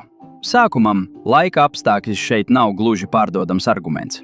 Reģiona augstākās un zemākās temperatūras ir aptuveni tādas, kādas varētu sagaidīt mērenā klimatā. Karstas vasaras, augstas ziemas atkal un atkal. Dienviddakotā ziemā patiesībā ir vairāk salas nekā Ņujorkā, lai gan vasaras ir līdzīgas. Un visā prēriju reģionā šis modelis īpaši nemainās. Citiem vārdiem sakot, laikapstākļi šeit nav pietiekami unikāli, lai piesaistītu cilvēkus, vai pietiekami patīkami, lai viņi paliktu. Taču termometrs nepasaka visu stāstu. Tas, kur šie skaitļi tiek reģistrēti, ir tikpat svarīgi, un zeme zem šīm meteoroloģiskajām stacijām nav vienāda. Ekstrēmi laikapstākļi Ņujorkas pilsētā ir salīdzinoši reti. Atrodoties austrumu krastā, to laiku pa laikam skar tropiskie cikloni, kā to labi zina ik viens, kurš joprojām izjūt viesuļvētras Sandy sekas 2012. gadā. Taču viesuļvētras ir reti sastopamas, un virpuļviesuļi ir vēl retāki. Vidēji Ņujorkas štatu gadā skar apmēram 10 virpuļviesuļi, un kopš 1900. gada tikai 2 no tiem ir sasnieguši EF3 līmeni. Neviens no tiem nav sasniedzis EF5 līmeni, kas nozīmē, ka labi būvētas sēkas ir diezgan drošas. Iespēja, ka nāvējošs virpuļviesulis izpostīs Ņujorkas pilsētu, ir praktiski nulle, ja vien jūs neuzskatāt sliktu satiksmi par dieva gribu. Taču Dakotās, Nebraskā, Kanzasā un Oklahomā ir citādi. Ja paskatīsieties uz viesuļu aktivitātes karti, šis reģions izcelsies. Laipni lūdzam Amerikas viesuļu alejā, kur virpuļviesuļiem patīk uzturēties un burtiski šaut vēju. Ziemeļdakotā 2024. gadā bija 18 viesuļi, Dienviddakotā bija 11. Tas nav labi, bet to nevar saukt arī par katastrofu, un no šejienes viss kļūst tikai sliktāk. Tikai tajā gadā vien Nebraskā bija 131 viesulis Kanzasā, 89, bet Oklahomā 91. Viesuļu aleja nav tikai iesauka, tā ir brīdinājums. Oklahomas Cityjai tas ir īsts murgs. Ar gandrīz 713,000 iedzīvotāju pašā pilsētā un vairāk nekā 1,5 miljonu metropoles apgabalā, tā ir lielākais mērķis viesuļu alejas šautuvē. Kopš uzskaites sākuma vairāk nekā 160 viesuļvētras ir skārušas Oklahoma City. Dzīvojot šeit jāapzinās, ka vētra nav jautājums par to, vai tā būs, bet gan kad tā būs. Oklahoma Cityjas viesuļvētru risks ne tikai paaugstina apdrošināšanas likmes. Tas padara ārkārtas situāciju pārvaldību par īstu murgu. Briesmas ir tik pastāvīgas, ka pilsētas plānotāji pat nav izveidojuši oficiālas patvērtnes. Viesuļvētras nav tādas kā orkāni. Patiesībā tas izklausās dīvaini, bet daži Oklahomas plānotāji droši vien apskauž Floridu. Un tas jau ir kas īpašs, jo iespējams šī ir vienīgā reize, kad kāds ir skaudis saules štatu. Viesuļvētras var izsekot vairākas dienas, pat nedēļas. Satelīti dod varas iestādēm laiku plānot, sagatavoties un izdot evakuācijas rīkojumus krietni pirms trieciena. Viesuļvētras pieklājīgi pieklauvē. Tornado izlauž durvis ar spēku. Labākais, ko meteorologi var darīt, lai prognozētu tornado, ir sekot līdzi lieliem laikapstākļu apstākļiem, kas varētu izraisīt tā rašanos. Bet vai tas notiks, ir atkarīgs no spēkiem, kas ir ārpus mūsu ietekmes. Tāpēc Oklahomas Cityjas iedzīvotāji ir izdomājuši risinājumu. Lielākā daļa izbūvē patvērtnes savās mājās, nodrošinot sev vietu, kur paslēpties, neaizsprostojot ceļus. Tas ļauj ceļus saglabāt brīvus operatīvajiem dienestiem, un tāda ir realitāte viesuļvētru alejā. Šeit ģeogrāfija vienmēr pasaka pēdējo vārdu. Te ir tas brīdis, kad centrālo ASV ģeogrāfija patiešām to nolāda. Šī zeme ir būtībā radīta viesuļvētrām. Tā atrodas tieši pa vidu starp augsto gaisu, kas plūst lejā no Kanādas, un karsto mitro gaisu, kas ceļās augšup no līča. Būtībā lielie līdzenumi ir iesprostoti starp saldētavu un krāsni, kas uzgriezta līdz maksimumam. Un tad uz rietumiem ir Klinšu kalni, kur gaiss ir sausāks un vēsāks. Tātad siltās un augstās gaisa straumes beigās satiekas lielajos līdzenumos. Un kas notiek tālāk? Karstais, mitrais gaiss no tropiem strauji ceļas augšup, kamēr augstais, sausākais gaiss no Kanādas un Klinšu kalniem traucas lejup. Šī sadursme rada haosu, izraisot spēcīgas vētras, ko sauc par superšūnām. Pavasaris ir galvenais laiks, kad ziemas augstums atkāpjas vasaras karstumam. Tāpēc aktivitāte sasniedz maksimumu maijā un jūnijā, tieši viesuļvētru sezonas pašā vidū. Taču gaisa straumes ir tikai viens no šī kombinācijas sitieniem. Centrālā ASV ir plaša un līdzena. Tā ir ideāla vieta viesuļvētrām. Tās vislabāk veidojas sausā līdzenā apvidū, un lielie līdzenumi savu nosaukumu nav ieguvuši nejauši. Tur nav kalnu, nav lielu ezeru, nekas neaiztur vējus. Tikai bezgalīga telpa, kur nestabils gaiss var iegriezties nepatikšanās. Burtiski ideāla vētra. Bet te ir viena lieta par viesuļvētru aleju. Tā nav nemainīga vieta. Alehas centrs pēdējo dažu desmitgažu laikā ir pārvietojies uz austrumiem. Teksasa 2024. gadā bija pirmajā vietā ar 169 viesuļvētrām, bet Iowa un Nebraska katra reģistrēja 131. Taču Kanzasa vairs nav viesuļvētru karaus. Illinoisa reģistrēja 126, Misūri 105, Florida 103, bet Luiziāna 92 viesuļvētras. Šajos štātos ir arī lielāks iedzīvotāju skaits, jo tie piedāvā vairāk nekā tikai tukšus laukus. Cilvēki riskēs ar vētrām, ja ir kaut kas, kādēļ palikt. Lielajos līdzenumos, izņemot lauksaimniecību, tur īsti nav nekā cita. Neviens nav romantizējis lielos līdzenumus vairāk kā jaunais Teodors Roosevelts, kurš izmēģināja spēkus lielopu audzēšanā Medorā, Ziemeļdakotā. Viņam šie elpu aizraujošie skati bija patvēruma vieta. Viņa pirmā sieva un māte nomira vienā dienā, Valentīna dienā, 1884. gadā. Tāpēc viņš devās šurp, lai izvēdinātu galvu. Taču pat Roosevelts nepalika. Viņa lielopu bizness nebija īpaši veiksmīgs, un atkal vainīgs bija tas pats vecais stāsts. Skarbais klimats. Ziemā no 1886. līdz 1887. gadam līdzenums piemeklēja Sibīrijas augstums. Temperatūra noslīdēja līdz -41 grādam pēc Fārenheita, -40 pēc Celsija. Lielopi krita turpat, kur stāvēja, un tie, kas nenomira, kļuva izmisuši. Daži grauza darvas papīri no mājām, citi kāpa sniega sanesumos, lai apgraustu koku zarus. Diemžēl izdzīvoja tikai nedaudzi. Roosevelts zaudēja $2,3 miljonus pēc mūsdienu naudas vērtības un atgriezās Ņujorkā, nolemjot, ka cīnīties ar kongresu varētu būt vieglāk nekā ar lielopiem. Roosevelta stāsts būtībā ir kā paraugs dzīvei prērijās, pat mūsdienās. Pēdējos gados ziemas nav bijušas tik skarbas, taču pie apvāršņa parādās jauns drauds. Patiesībā nedaudz papildu sniega varētu pat būt vēlams. Lielo līdzenumu sausā virsma var būt ideāli piemērota viesuļvētru veidošanai, taču dziļi zem zemes slēpjas īstais noslēpums. Iemesls, kāpēc šis reģions kļuva par lauksaimniecības maizes klēti ne tikai Amerikas Savienotajām valstīm, bet arī lielai daļai pasaules. Paskatieties zem zemes virskārtas un jūs atradīsiet Ogalalas ūdens nesējslāni. Lūk, tas ir kartē. Tā ūdeņi atrodas Vajomingas, Dienviddakotas, Nebraskas, Kanzasas, Kolorādo, Ņūmeksikas un Oklahomas štatos, kā arī Teksasas ziemeļos. Iedomājieties to, kā reģiona pazemes ūdenskrājkasi, tikai visi no tās ņem naudu, bet neviens neko neliek atpakaļ. Un tā ir problēma.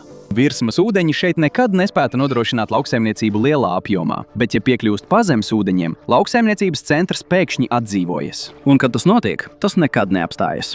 Kvieši ir galvenā kultūra. Lielie līdzenumi Amerikas Savienotajās valstīs un Kanādā saražo apmēram pusi no pasaules kopējā kviešu eksporta. Līdzenumu štati veido arī apmēram 60% no kviešiem, 87% no sorgo un 36% no kokvilnes, kas tiek novākta Amerikas Savienotajās valstīs. Pievienojiet miežus, lucernu, kukurūzu, sienu un sojas pupas, un jūs sākat saprast, kāpēc šī reģiona galvenā nodarbošanās ir lauksaimniecība. Jo kas gan vēl tas varētu būt? Ja jūs ēdat gaļu, pastāv liela iespēja, ka arī līdzenumu gaļa nonāk uz jūsu šķīvja. Šeit dzīvo puse no Amerikas gaļas lielopu ganāmpulka. Tas būtībā ir valsts lielākais ēd, cik vēlies bufete uz 4 kājām, bet ar to viss nebeidzas. Šajos štatos ir arī piena govis, cūkas un aitas. Un visi šie produkti kopā veido nopietnu naudu. Varētu teikt, ka tā ir īsta naudas govs. Kopējā lauksaimniecības vērtība no gan lopkopības, gan augkopības lielajos līdzenumos 2017. gadā sasniedza $101 miljardi. Vien inflācija nozīmē, ka tagad šī summa ir vēl lielāka. Lauksaimniecība ir tik nozīmīga, ka 80 līdz 90% no kopējās zemes platības lielo līdzenumu štatos ir tai veltīta. Tomēr tas ir arī problēma. Protams, virsrakstos nonāk tornādo, kas izpostīja kukurūzas laukus, vai pat pa kādai gaisā paceltai govī, bet lielākais drauds slēpjas zem zemes. Ogalalas ūdens nesējslānis, kas visu šo nodrošina, tiek izsmelts. Akmeņi, kas veido Ogalalas ūdens nesējslāni, sāka veidoties pirms 10 līdz 12 miljoniem gadu. Ūdens nav tik sens, taču tas joprojām ir daudz vecāks par mani, tevi vai cilvēku civilizāciju. Tas ir burtiski fosilais ūdens, kas palicis pāri, jo tehniski mēs joprojām atrodamies ledus laikmetā, kvartāra jeb pleistocēna apledojuma periodā. Mēs vienkārši dzīvojam siltākā pārtraukumā, starpledus laikmetā. Mūsdienās ledāji atrodas tālu ziemeļos, aiz polārā loka, bet pirms 20 000 gadiem Laurencijas ledus sega sniedzās līdz pat Dakotām. Ledus bija tikpat augsts kā kalni, bet, kad tas izkusa, tas atstāja kaut ko noderīgu. Visu to ūdeni zem lielajiem līdzenumiem, kas mums ir nepieciešams, mūsu pārtikai. Laurencijas ledus sega nebija vienīgā. Šis ledus laikmetu un starpledus laikmetu cikls ir atkārtojies gandrīz 2,6 miljonus gadu. Miljoniem gadu ilgie ledus laikmetu cikli ir atstājuši apmēram 3 triljonus galonu ūdens, kas izkliedēts 174 tūkstoši kvadrātjūdžu, jeb 461 tūkstotis kvadrātkilometru platībā. Lai tu saprastu, Ogalalas ūdens nesējslānis satur tik daudz ūdens, ka ar to varētu noklāt visu Teksasas štatu ar viena pēdas dziļuma ūdens slāni. Nav brīnums, ka daži to sauc par pazemes okeānu. Tā nodrošina 30% no gruntsūdeņiem, kas tiek izmantoti apūdeņošanai Amerikas Savienotajās valstīs, un katru gadu saražo vismaz $35 miljārdu vērtībā ražas. Bet svarīgi nav tas, kur tu sāki. Svarīgi ir tas, kurp tu dodies, un ūdenskrātuve dodas nepareizā virzienā. Ātri. Izņemiet to nokrišņu karti visā Amerikas Savienotajās valstīs. Tagad salīdziniet to ar šo NOAA karti, kas rāda Ogalalas ūdenskrātuves izsīkšanas tempus. Diezgan laba sakritība, vai ne? Daļās lielajos līdzenumos, piemēram, Rietumkansasā un Ziemeļteksasā, gruntsūdeņa līmenis ir pazeminājies par vairāk nekā 150 pēdām, jeb 46 metriem, kopš sākās liela mēroga lauksaimniecība. Bet cilvēkiem šeit īsti nav izvēles. Nokrišņu vienkārši nepietiek. Tā kā Kansasa un Ziemeļteksasa patiesībā nebija zem ledus segas, tur ir mazāk gruntsūdeņu, ar ko pietikt, un tāpēc izsīkšana tur notiek visātrāk. Bet tā ir problēma gandrīz visur. Agrīnie zemnieki šeit domāja, ka ūdens slānis ir bezdibenīgs. Izrādās, tā nav. Tas atjaunojas ar lietu un noteci, bet ļoti lēni. Mazāk nekā 0,04 collas jeb milimetrs gadā dažās Teksasas daļās, un labākajā gadījumā apmēram 6 collas jeb 15 centimetri dienvidu centrālajā Kansasa. Zinātnieki saka, ka dabiskajiem procesiem būs nepieciešami vismaz 6000 gadu, lai atjaunotu ūdeni, kas zaudēts mazāk nekā 150 gados. Tas ir par 1000 gadu ilgāk nekā laika posms starp mums un pirmajiem senās Ēģiptes faraoniem. Ja vien kāds neatrod jaunības avotu, lielā līdzenuma iedzīvotājiem tik daudz laika nav. Apmēram 30% ūdens nesējslāņa aku jau ir izžuvušas, un pēc 50 gadiem būs palicis tikai apmēram 30% ūdens. Tā ir nežēlīga ironija. Lauksaimniecība padarīja dzīvi līdzenumos iespējamu, bet tieši nozare, kas cilvēkus šurp atvilināja, tagad draud to iznīcināt.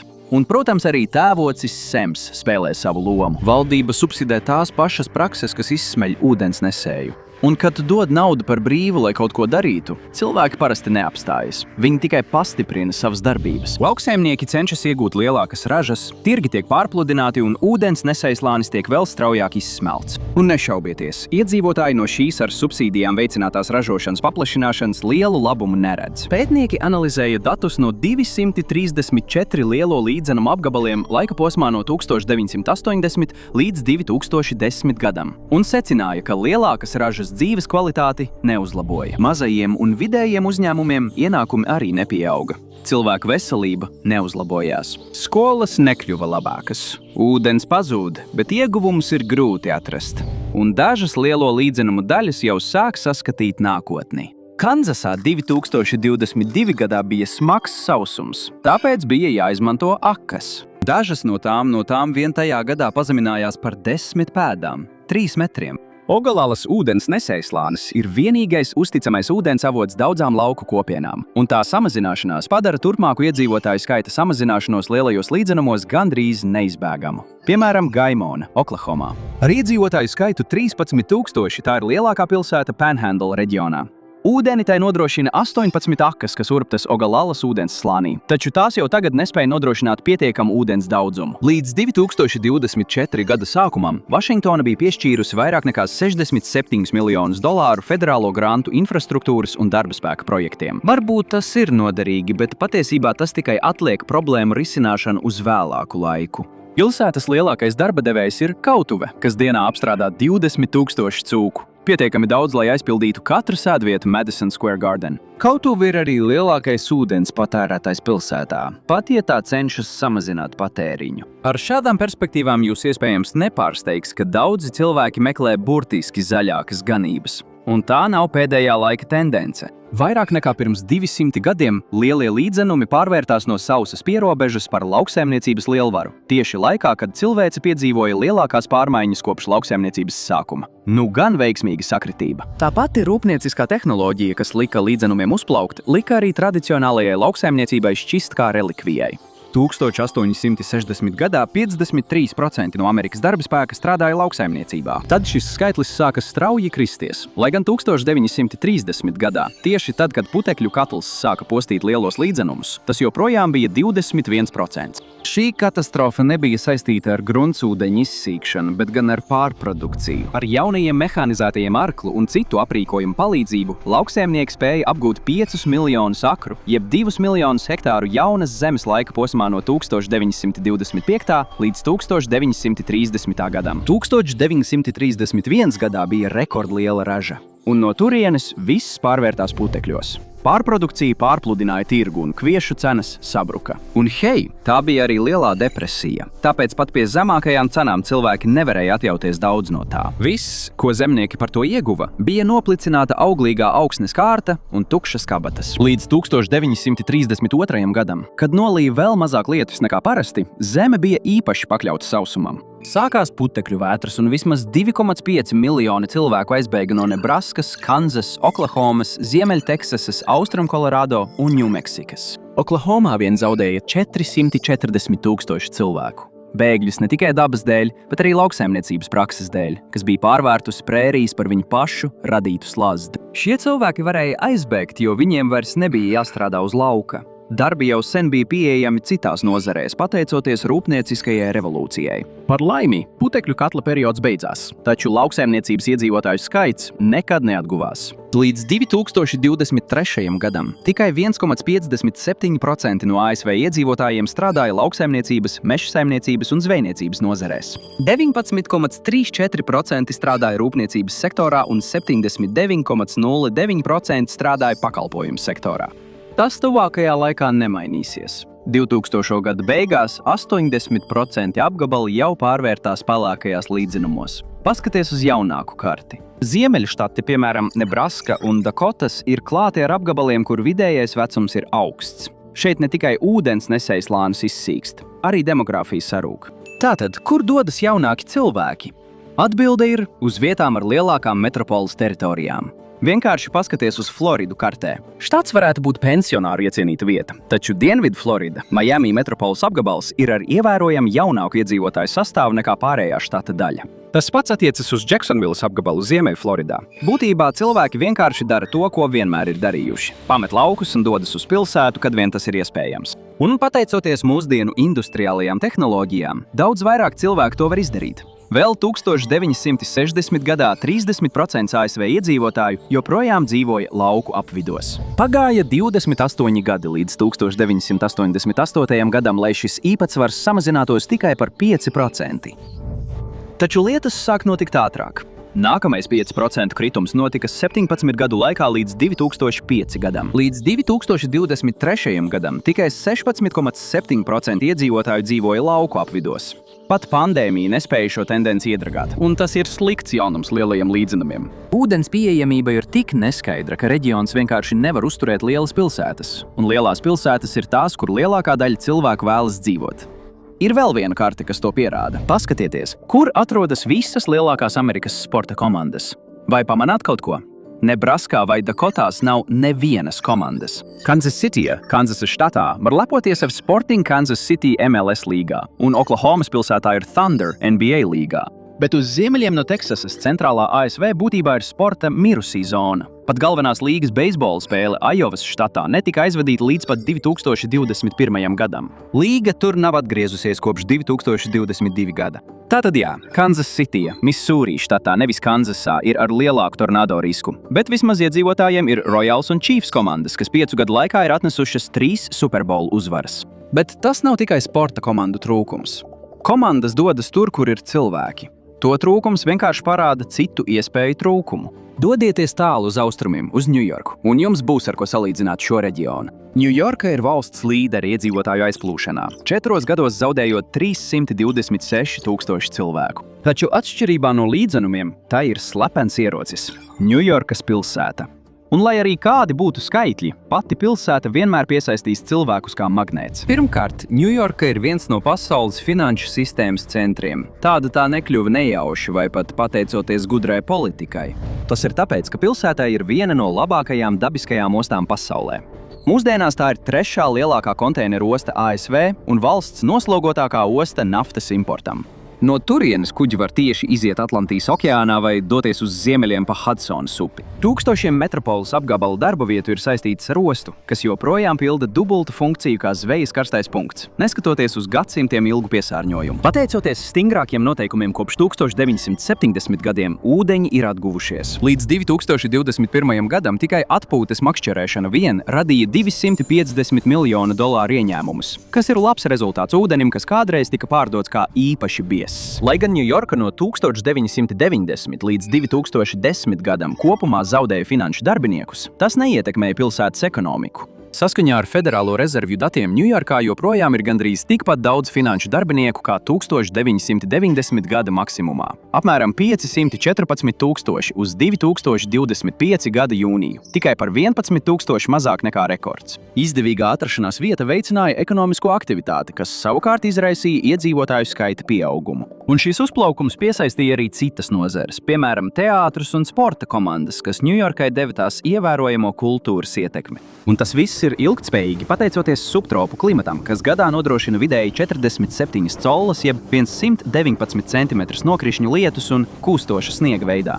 Arī Losandželosā situācija ir līdzīga. Tur nokrišņu daudzums ir daudz mazāks, aptuveni 16 collas, jeb 40 cm gadā. Tas ir sausāks nekā dažās lielajos līdzenumos, bet kad 1913. gadā ūdens problēma tika atrisināta, izmantojot akveduktu, lai novirzītu ūdeni no Owensa upes, pilsētas izaugsme bija gandrīz garantēta. Losandželosa atrodas pie Klusā okeāna ar dabīgu ostu. Mūsdienās tās osta ir visnoslogotākā ne tikai ASV, bet visā rietumu puslodē. Atrašanās vieta un ekonomiskā darbība deva tādus pašus rezultātus, kādus agrāk bija baudījusi Ņujorka. Losandželosa kļuva par jaunās filmu industrijas centru, un tai sekoja arī kultūras ietekme. Ņujorka pat zaudēja vienu no saviem dārgakmeņiem. Dodgers pārcēlās uz Losandželosu. 1950. gados, bet Giants uz San Francisco, vēl viena pilsēta ar izcilu ostu. San Francisco, kas atrodas pie savas līča, neieguva Holivudu, bet kļuva par pasaules tehnoloģiju galvaspilsētu. Šīs pilsētas ir uzkrājušas tik daudz kultūras un sociālā kapitāla, ka pat nopietni satricinājumi tās nevar viegli satricināt. Šo tīklu izjaukšana prasītu vairāk pūļu, nekā tas būtu tā vērts. Tāpēc tās ir pārdzīvojušas Covid pandēmiju, milzīgās mājokļu izmaksas, noziedzības viļņus un apšaubāmas ekonomiskās politikas. Cilvēki turpina pārcelties uz turieni, jo tur ir iespējas, un tur patiešām ir darīt. Taču šo dzīvīgumu jūs nespēsiet atrast valsts centrā. Piekrastes šeit nav ne tuvumā, tāpēc nav arī ostu ar labām darba vietām, kas atbalstītu citas aktivitātes. Tas atstāja tikai divas iespējas preču pārvadāšanai – ievest tās ar lidmašīnu par augstu cenu, vai vest tās ar vilcienu vai auto pa garu ceļu. Ar nepārāk ideālu atrašanās vietu nebūs tik daudz ekonomisku priekšrocību, ko izmantot. Protams, štatu valdības var mēģināt radīt uzņēmējdarbībai draudzīgu vidi, taču, ja politika nesaskan ar ģeogrāfiju, tas ir tikai vēlēšanās domāšana. Teksasai un Floridai ir piekrastes, kas nodrošina tādu pilsētu kā Hjūstona un Miami attīstību. Dakotas, Nebraska un Kanzasa var piedāvāt nodokļu atlaides, bet tās nevar piedāvāt jūras ostu. Taču aina kļūst vēl drūmāka. Iespējas vienīgajā nozarē, kas padara dzīvi Amerikas Savienoto Valstu centrālajā daļā iespējama, burtiski un pārnestā nozīmē izsīkst. Mākslīgais intelekts šobrīd ir ļoti aktuāls, taču tas ir daudz vairāk nekā tikai ChatGPT, kas apdraud biroju darbus. Tāpēc mēs mēdzam aizmirst, ka automatizācija vispirms skāra strādnieku profesijas, un šī nozara joprojām ir viena no vispiemērotākajām turpmākajai automatizācijai. Padomā par pienu savās brokastu pārslās vai sieru uz savas viestmaizes. Tu zini, ka tas nācis no govs, bet visticamāk, tu daudz nedomā par to, kā šī govs tika slaukta. Iespējams, tas nenotika ar rokām. Mūsdienās šo darbu veids robotizētas rokas un sensori, kas pazīstami kā automatizētās slaukšanas sistēmas. Sensori atrod tesmeni, piestiprina uzgaļus un veic visu procesu bez zemnieka klātbūtnes. Tādās vietās kā Viskonsina un Minnesota zemnieki ir pārliecināti par šo tehnoloģiju. Kāds pētījums atklāja, ka viņi ietaupīja 6 darba stundas vienlaikus izslaucot vēl 80 govis un ieguva 10 reizes vairāk piena. Un ja jūs uztraucaties par dzīvniekiem, neuztraucieties. Zemnieki uzstāja, ka efektivitāte nozīmē, ka viņi var nodrošināt savām govīm lielāku komfortu. Acīm redzot, progress virzās savā tempā. Un lopkopība nav vienīgā lauksaimniecības daļa, ko maina roboti. Tie ir pat videi draudzīgi. Ir automatizēta sūkņasa sistēma, kas darbojas ar saules enerģiju. Tās uzdevums ir piesātināt kultūra augu saknes, bet, kas attiecas uz ASV centrālo daļu, te ir patiešām lieliska lieta. Tā ir daudz efektīvāka ūdens izmantošanā un ietaupa tūkstošiem galonu ūdens. Un vēl viena lieta parādās daudzos kukurūzas laukos ASV centrālajā daļā. Kukurūzas ziedkopu noņemšana ir viena no visgarlaicīgākajām lauksaimniecības nozares daļām, taču tas ir jādara, lai novērstu nevēlamu aputeksnēšanu. Ienāk Power Pollen Tractor – iekārta, kas automātiski savāc putekšņus no vīrišķajiem augiem. Īsumā tā paveic lauku darbus, kurus neviens pusaudzis nekad nav vēlējies darīt. Tad ir arī tāda programmatūra kā FarmBlocks – mākslīgā intelekta vadīta pārvaldības sistēma, kas savieno lauka sensorus ar lietotni, kas darbojas kā viedā vadības panelis. Tā brīdina par problēmām pirms tās rodas, ietaupot laiku un novēršot minējumus lauksaimniekiem. Citas programmas uzrauga mājlopu veselību, atklājot slimības govīs pirms tās izplatās. Un tā kā droni tagad ir lēti un pieejami visur, ir tikai laika jautājums, kad vēl vairāk darbu, piemēram, lauku miglošana, tiks pilnībā automatizēti. Drīz vien vienīgais, kas lauksaimniekam būs jādara, būs atcerēties Wi-Fi paroli. Šie ir tikai daži no iemesliem, kāpēc trešdaļa pašreizējo lauksaimniecības darbu varētu izzust nākamo 8 gadu laikā. Tā Kanādas konferences padome norādīja ziņojumā 2024. gada vasarā. Tā ir domnīca, kas uzrauga inovācijas un digitālo transformāciju, un, lai gan tā atrodas uz ziemeļiem no robežas, šis orākuls būtiski ietekmēs arī ASV centrālo daļu. Lauksaimniecības robotu izplatība ir klasiska vistas un olas problēma. Tie nav tikai alkatīgi lauksaimnieki, kas cenšas samazināt izmaksas, bet gan tas, ka darba spēks šeit pazūd. Amerikāņu pusauģi, kuri agrāk vasarās noplūca kukurūzas vālītes, tagad apmainījuši saules apdegumus pret praksi Ņujorkā un Losandželosā. Šis darbs tika uzticēts migrantu strādniekiem, kuri strādā 20 stundu maiņās, bet pat tas ir nestabili, jo viņi atrodas imigrācijas politikas krustugunīs. Roboti sola stabilitāti. Mašīnām nav karstuma dūriena, un tās nepieprasa virsstundas, taču tās arī iztukšo kopienas. Šeit katrs robots laukā nozīmē vienu ģimeni mazāk pilsētā, un tas ir darījums, ko lielās prērijas nevarēs atļauties mūžīgi. Bet varbūt ir kāds iemesls cerībai. Viena lieta, kas ASV centrālajā daļā ir pārpilnībā, ir zeme. Un zeme būs nepieciešama datu centriem, uz kuriem mākslīgais intelekts paļaujas. Lai uzbūvētu datu centru ar visu nepieciešamo, parasti ir nepieciešami vismaz 200 akri, jeb 81 hektārs zemes. Bet tas nav tikai par datu centriem. Katram no tiem var būt nepieciešami vismaz 200 megavatu jaudas. Tas nozīmē, ka būs vajadzīgas arī vairāk elektrostacijas. Kā liktenis lēmis, Dienviddakota jau ir līdere atjaunojamās enerģijas jomā. 2022. gadā 55% tās elektroapgādes tīkla darbojās ar vēja enerģiju. Tas ir paraugs pārējai centrālajai ASV daļai. Tās pašas atklātās prērijas, kas rada visus šos tornado, nodrošina arī pastāvīgus vējus, kas vētrās ir bīstami, bet turbīnām ideāli. Un pateicoties tik plašām atklātām teritorijām, nav trūkuma vietas, kur izvietot jaunus kodolreaktorus, lai nodrošinātu nākotnes datu centru darbību. Tātad, vai strauji augošā datu centru industrija ir izeja no šī apļa, vai centrālā ASV burtiski varētu būt mākslīgā intelekta uzplaukuma centrā? Nē. Jo datu centram ir vajadzīgs vēl kas cits – ļoti daudz ūdens. Tipisks mākslīgā intelekta datu centrs dienā patērē no 2,9 līdz 5 miljoniem galonu ūdens. Tas ir aptuveni tikpat, cik patērē pilsēta ar 30 000 līdz 50 000 iedzīvotāju. Ūdens uztur serverus darbībā, ģenerējot enerģiju un cirkulējot caur dzesēšanas sistēmām, lai iekārtas nepārkarstu. Bez tā iekārtas dažu minūšu laikā pārkarstu. Iedomājieties milzīgu klēpjdatoru, kas atstāts ieslēgts saulē. Tikai šoreiz uz spēles ir miljardi dolāru. Taču ūdens šajā reģionā ir vērtīga prece. Pat daudz mitrākos reģionos, piemēram Virģīnijā, ir grūtības apmierināt pieprasījumu. Jūs redzējāt, cik grūti bija atrast ūdeni pat tikai 13 000 iedzīvotāju pilsētai Oklahomas ziemeļrietumu daļā? Un izsūknēt ūdeni no Ogalalas rezervuāra mākslīgā intelekta datu centru dēļ visticamāk politiski neizdosies. No tā nav iespējams izvairīties. Amerikas vidiene nav tukša nejauši, un neviena jauna nozare vai politikas maiņa visticamāk to nemainīs. Tai vienkārši ir iedalīta neveiksmīga ģeogrāfiskā pozīcija. Pirms 19. gadsimta šeit gandrīz neviena nebija, un tam bija savs iemesls. Drīz tā varētu kļūt par burtisku robotu zemi, kur dažu cilvēku uzraudzībā laukus apstrādā roboti. Visi pārējie būs sapakoti rosīgajos piekrastes reģionos un to priekšpilsētās, jo tur vienmēr būs gan cilvēki, gan darbs. Līdzenumos būs pārpilnībā gan kviešu, gan lielopu gaļas. Tikai nebūs daudz kaimiņu, ar ko to dalīt. Paldies, ka šodien pievienojāties man. Ceru, ka jums patika video. Ja vēlaties redzēt vēl vairāk šādu video, lūdzu apsveriet, Abonēt un ieslēgt paziņojumus. Tas tiešām rada atšķirību. Vēlreiz paldies! Un tiksimies nākamreiz! MapHack tiksimies nākamreiz! Krievija ir tik liela, ka tai ir 11 laika joslas. Kad Maskavā lec saule, Vladivostokā tā riet. Pat tā nekad nekļuva par impēriju, pār kuru saule nekad nenoriet, lai arī cik ļoti tā censtos. Kāpēc? Jo izmērs nav viss. Dažreiz būt lielam patiesībā sagādā problēmas. Vladimirs Putins reiz teica, ka Padomju Savienības sabrukums bija lielākā ģeopolitiskā katastrofa 20. gadsimtā. Plašākai pasaules sabiedrībai tas iespējams izraisīja dažus smieklus, kad viņi to dzirdēja. Taču cilvēkiem, kas bija tuvāk Krievijai, tas nebija nekāds joks.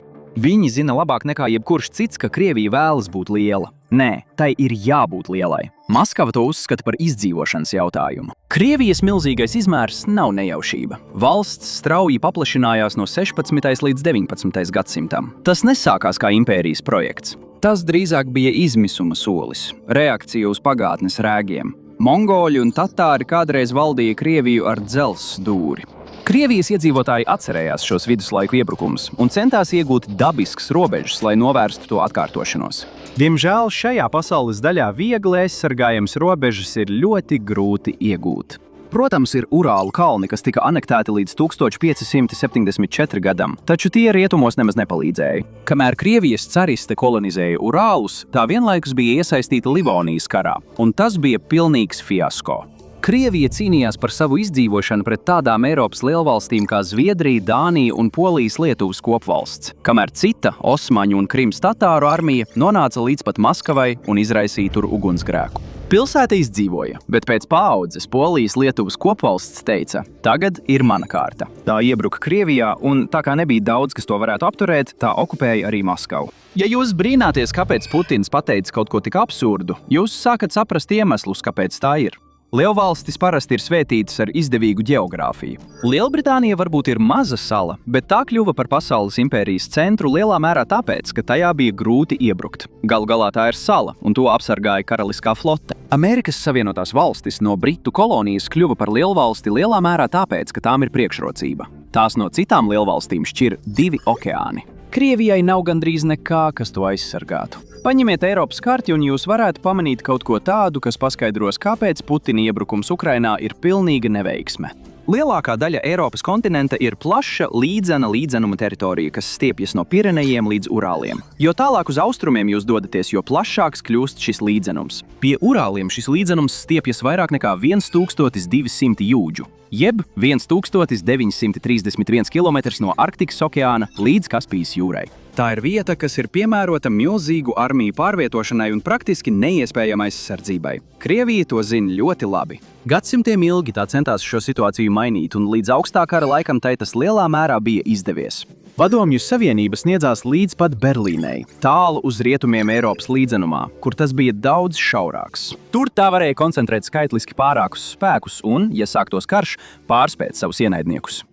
NATO valstis no šāda scenārija baidījās gadu desmitiem. Tas ietekmēja visu, ko alianse darīja. Rietumu tanki tika izstrādāti ar tādu darbības rādījusu un izturību, lai varētu iznīcināt vairāk nekā vienu padomju tanku.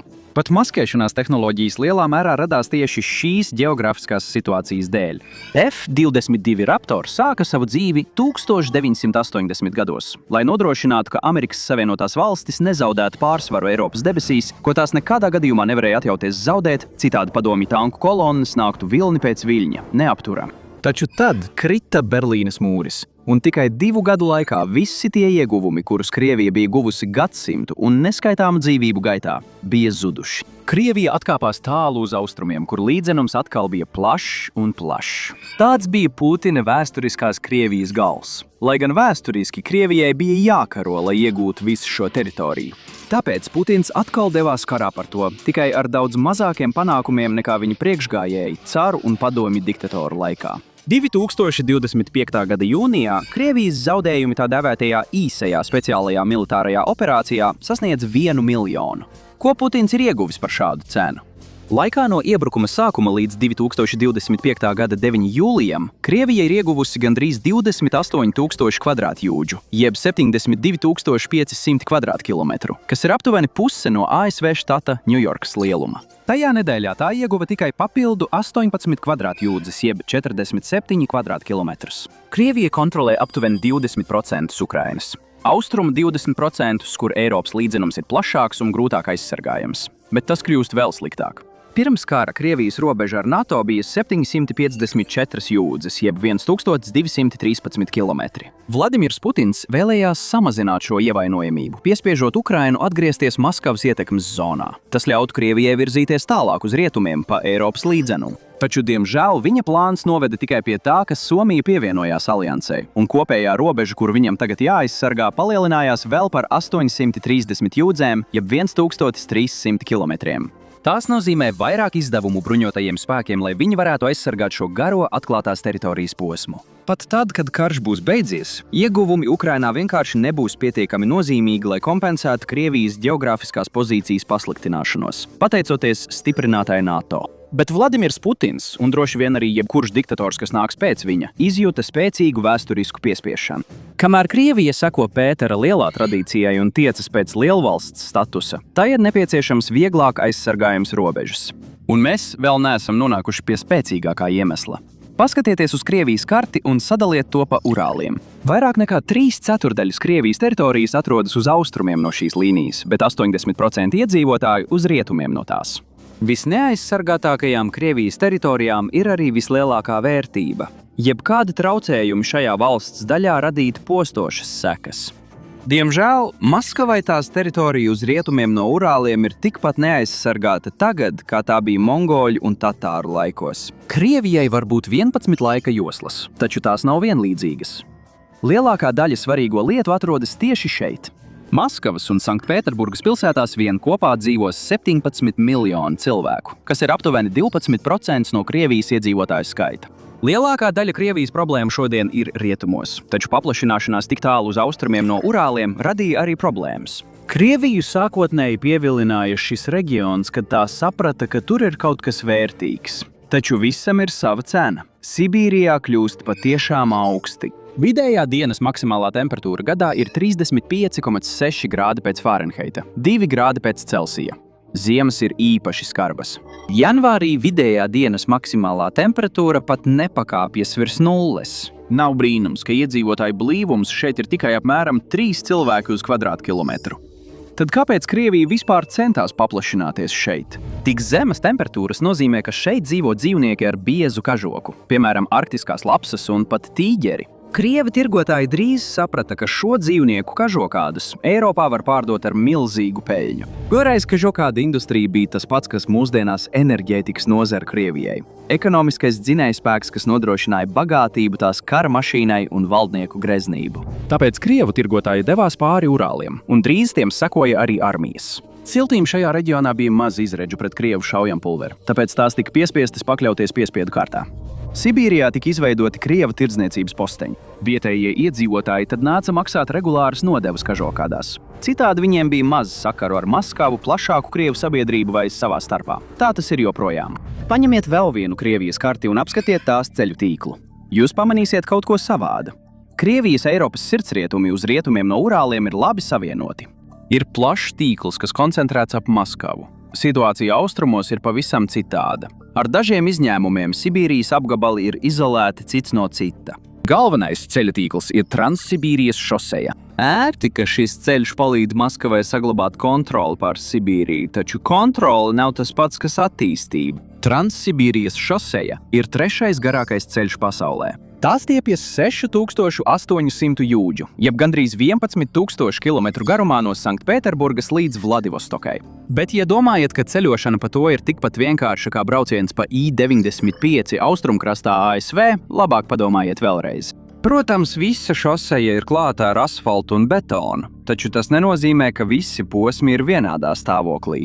Kā jūs varētu gaidīt, šoseja parasti ir labā stāvoklī Krievijas Eiropas centrālajā daļā. Tomēr, ja dodaties uz austrumiem no Urāliem, jūsu ceļojums kļūs daudz izaicinošāks, īpaši noteiktā gada laikā. Un tas nav tas, ko jūs domājat. Ja jūsu automašīnai ir laba salona apkure, Sibīrijas ziema visticamāk nebūs tik liels izaicinājums, kā jūs baidījāties. Vismaz ne uz šī ceļa. Bet, ja ceļojat vasarā, esiet uzmanīgi. Sibīrijas vasaras ir diezgan normāls, ar temperatūru, kas jūlijā sasniedz vidējos maksimumus ap 75 grādiem pēc Fārenheita, jeb 23,8 grādiem pēc Celsija. Taču ir viens āķis.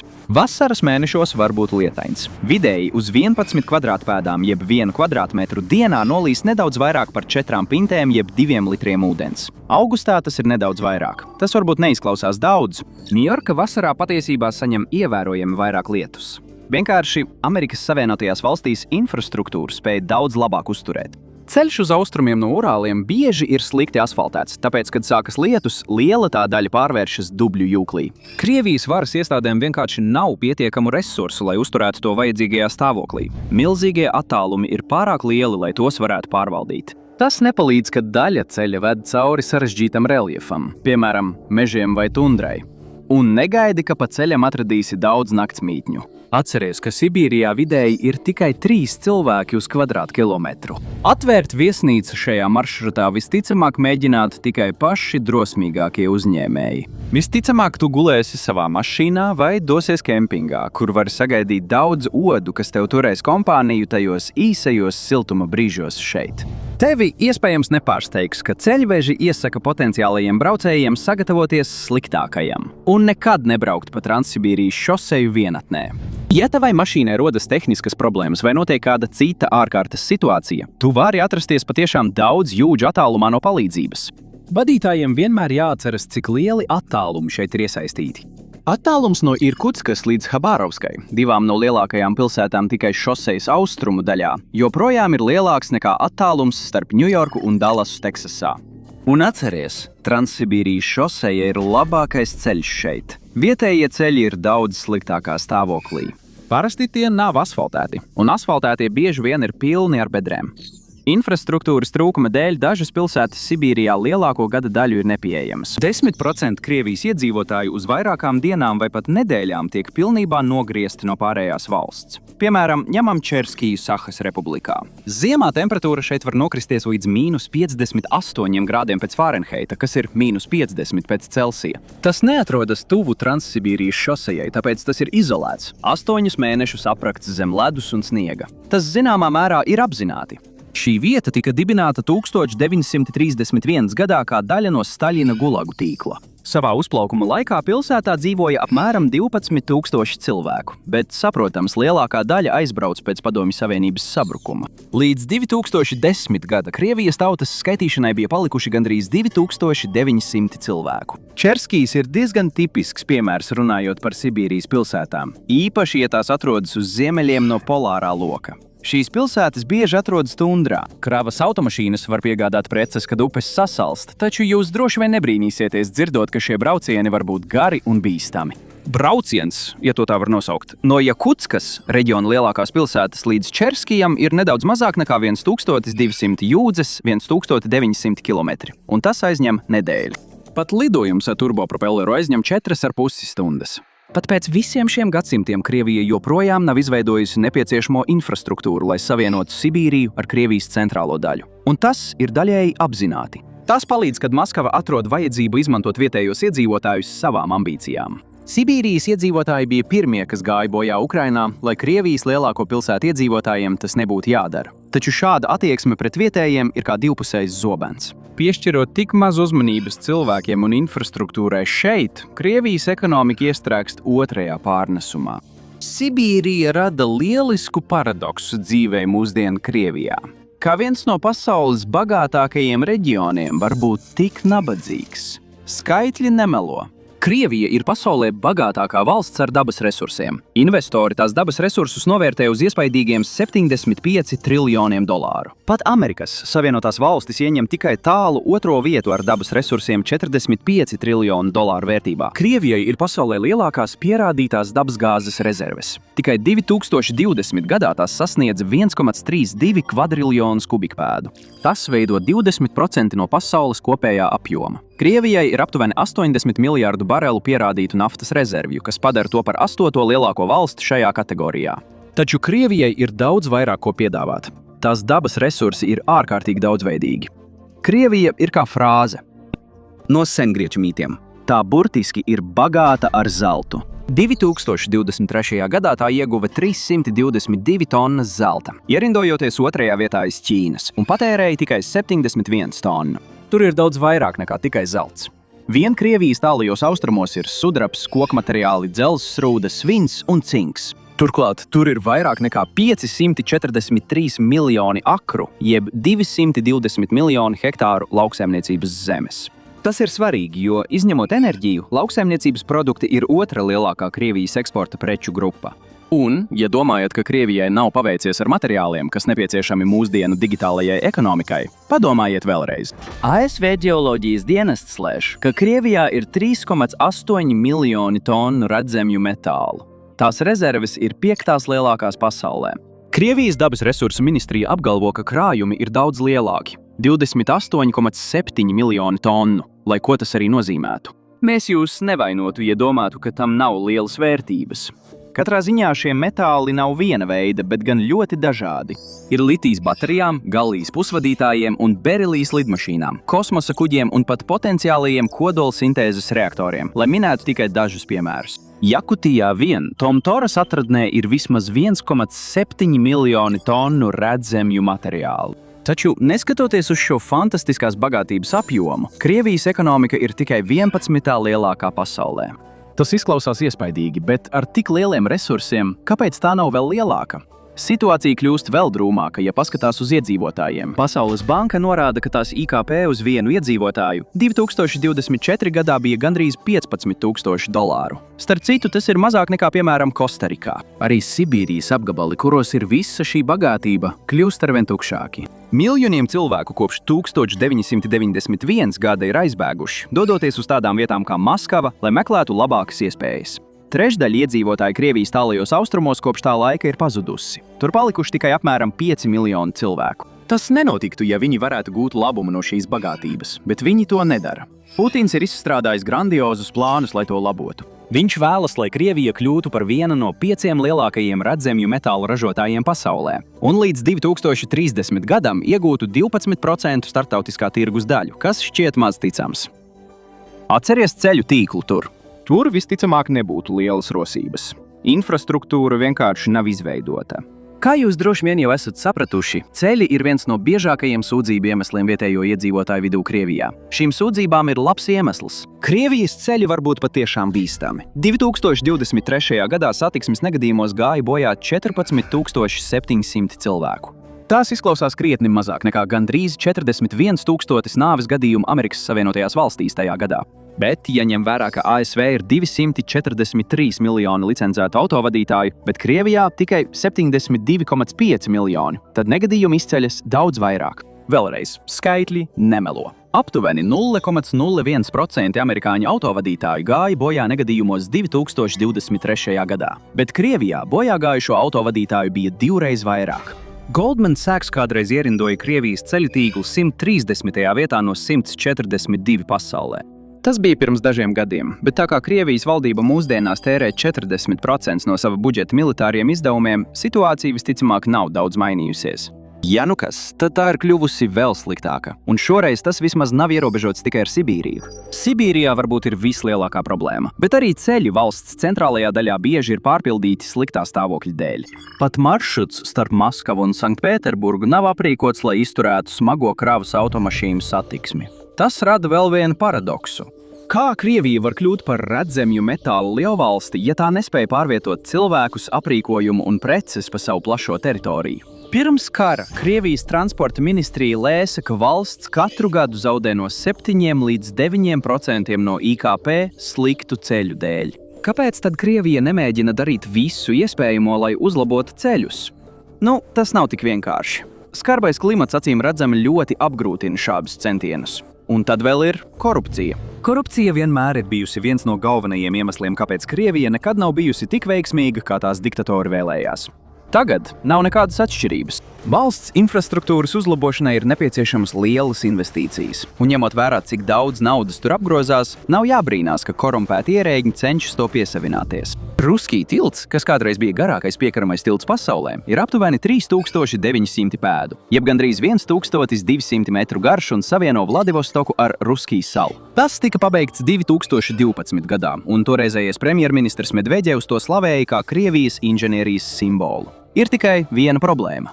Tas ir sava veida Krievijas variants tiltam, kas nekur neved. Ruskij salā dzīvo tikai 5500 iedzīvotāju, un tilta būvniecība izmaksāja $1,1 miljārdu. Šis ir tikai viens piemērs. Uzraugi lēš, ka 70% ieguldījumu ceļu projektos tiek zaudēti korupcijas dēļ. Vietējie uzņēmēji, kuriem būtu jāstrādā pie ceļiem, maksā politiķiem, lai iegūtu darbus. Atlikusī nauda tad tiek izmantota ceļu būvniecībai. Tad vietējie iedzīvotāji var sūdzēties par šķēršļu joslu, kas veidojas no bedrēm, kuras viņiem jāizbrauc. Tāpat kā daudzi taksometru vadītāji visā pasaulē, arī Krievijas taksisti labprāt uzsāk nelielas sarunas ar saviem ārvalstu pasažieriem. Taču viņi nerunā par laikapstākļiem, vai pat par to, ko jūs domājat par Maskavu. Tā vietā viņi jautā, ko jūs domājat par mūsu ceļiem Krievijā. Un neatkarīgi no tā, kādu atbildi pasažieris sniedz, viņš saņems vienu un to pašu atbildi. Jo Krievijā sūdzēšanās par ceļiem ir gandrīz vai nacionālais vaļasprieks. Vairāk nekā 90% iedzīvotāji tam piekrīt. Ceļi ir briesmīgi. Krievijas ieguldījumi infrastruktūrā ir bijuši nepietiekami un nepareizi novirzīti. Bet pat ja viss notiktu godīgi un būtu pilnībā paveikts, joprojām pastāvētu gandrīz neatrisināma problēma. Valsts vienkārši ir pārāk liela. Pat Amerikas Savienotajām valstīm ir daudz problēmu ar infrastruktūras uzturēšanu. Tas lielā mērā ir tāpēc, ka ir tik daudz, kas jāuztur. Tā ir trešā lielākā valsts pasaulē, ar 4 dažādiem laika joslām tās kontinentālajā teritorijā. Taču Krievija ir gandrīz 2 lielāka, ar daudz grūtāk pārvaramu reljefu. Tur kļūst augstāks, un preču pārvadāšana tik lielos attālumos un skarbos apgabalos pēc būtības būs riskanta. Iedomājieties, kā būtu apdrošināt kaut ko, piemēram, redzemju metālu atradni, kuras iegūšanai iztērēti miljoni, zinot, ka tai būs jāmēro 1000 jūdžu cauri skarbajai Sibīrijas ziemai. Pat ja Krievijas dzelzceļa un autoceļa tīkli būtu ideālā stāvoklī un pasaules līmenī, produktiem tāpat būtu jāpārvar viss šis attālums. Tas ir līdzīgs izaicinājums, ar kādu savulaik saskārās Ķīna. Zīda ceļš bija pasaules tirdzniecības centrs, kas stiepās līdz pat Rietumu Eiropai. Bet pat ja izslēdz visus starpniekus un laupītājus pa ceļam, kā to savulaik darīja mongoļi, maršruts vienkārši bija pārāk garš un bīstams, lai pa to ceļotu. Ekonomiskā izaugsme vienmēr bija ierobežota šīs geogrāfiskās telpas dēļ. Tāpēc tiklīdz parādījās alternatīvas, jūras ceļi, kurus eiropieši sāk atklāt 15. gadsimta beigās, zīda ceļš ātri zaudēja savu nozīmi. Šī Dzinpins izmisīgi cenšas to atdzīvināt, bet viņam veicas aptuveni tikpat labi kā viņa draugam ziemeļos. Šis stāsts rada vēl vienu interesantu paradoksu. Teorētiski Krievijai nevajadzētu būt ierobežotai ar tās bīstamajiem sauszemes ceļiem. Tai ir gandrīz 24,000 jūdžu, jeb 38,600 km gara piekraste, kas ir 5. garākā pasaulē. Taču ne visa piekraste ir vienāda. Krievija neizmanto savas piekrastes priekšrocības. Pasaules banka norāda, ka runājot par konteineru ostu satiksmi, Ķīna 2022. gadā ieņem pirmo vietu ar gandrīz 269 miljoniem 20 pēdu, jeb 6 metru ekvivalentu vienību. Tas ir standarta izmēra kravas konteiners. Savukārt Amerikas Savienotās valstis ieņēma tālu otro vietu ar 62,2 miljoniem. Kur bija Krievija? Ne pirmajā desmitniekā. Mēģiniet 36. vietu. Tas ir pats zemāk nekā tādās mazās valstīs kā Beļģija. Singapūra, kas ieņem 3. vietu pasaulē, savās ostās apkalpo gandrīz 10 reizes vairāk konteineru nekā Krievija. Izrādās, tam ir arī savs iemesls. Krievijas ostas nav īpaši labas, un tas nevienmēr ir saistīts ar nekompetenci vai korupciju. Vismaz teorētiski to varētu labot, taču ir vēl kas tāds, ko nevar mainīt. Paskatieties, kur patiesībā atrodas Krievijas piekraste. Lielākā daļa tās piekrastes atrodas valsts ziemeļos, un vairāk nekā puse Krievijas teritorijas atrodas virs 60. paralēles ziemeļu platuma. Krievijas piekraste veido vairāk nekā 53% no kopējās Arktikas okeāna piekrastes. Kāds ir pastāvīgais pavadonis, ko šeit var sagaidīt? Atbilde ir acīm redzama. Gandrīz visi Krievijas ostas ir aizsalušas lielu gada daļu. Ir risinājums – ledlauži, un Krievijai to ir daudz. Tās flotē ir 57 ledlauži vairāk nekā jebkurai citai valstī. Kanāda ar 18 ledlaužiem ir tālu otrajā vietā. 8 no Krievijas ledlaužiem ir ar kodolenerģiju, kas nozīmē, ka tie var atrasties jūrā mēnešiem ilgi, laužot ledu un palīdzot Krievijas tirdzniecībai. Savienotās valstis, kurām ir tikai 5 ledlauži, ir sākušas uzskatīt Krievijas ledlaužu floti par problēmu. Visai NATO aliansei kopā ir tikai 47 ledlauži, tāpēc Savienotās valstis ir noslēgušas vienošanos ar NATO sabiedrotajiem, lai nodrošinātu, ka Krievija nevar iegūt pilnīgu pārākumu Arktikā. Viņi plāno izveidot apvienotu 90 ledlaužu floti. Taču ir iemesls, kāpēc Savienotās valstis ir atstājušas novārtā savu ledlaužu floti. Tām vienkārši nav bijusi vajadzība pēc tik dārgām kuģiem. To ostas ilgi neaizsalst. Tās vienmēr ir atvērtas darbam. Krievija labprāt apmainītos vietām acu mirklī, ja varētu. Krievijai ir tikai dažas siltā ūdens ostas. Pašlaik tās ir Sevastopole okupētajā Krimā un Novorossijska pie Melnās jūras. Taču tās nav ideāls. Tās atrodas aiz Bosfora un Dardaneļiem, kurus kontrolē tās vēsturiskais sancensis Turcija. Rivalitāte atkal izpaudās dažas dienas pēc iebrukuma, kad turki paziņoja, ka neļaus Krievijas kara kuģiem iziet cauri šaurumiem. Ja situācija kļūtu pavisam slikta, turki jebkurā brīdī varētu bloķēt Krievijas piekļuvi vidusjūrai.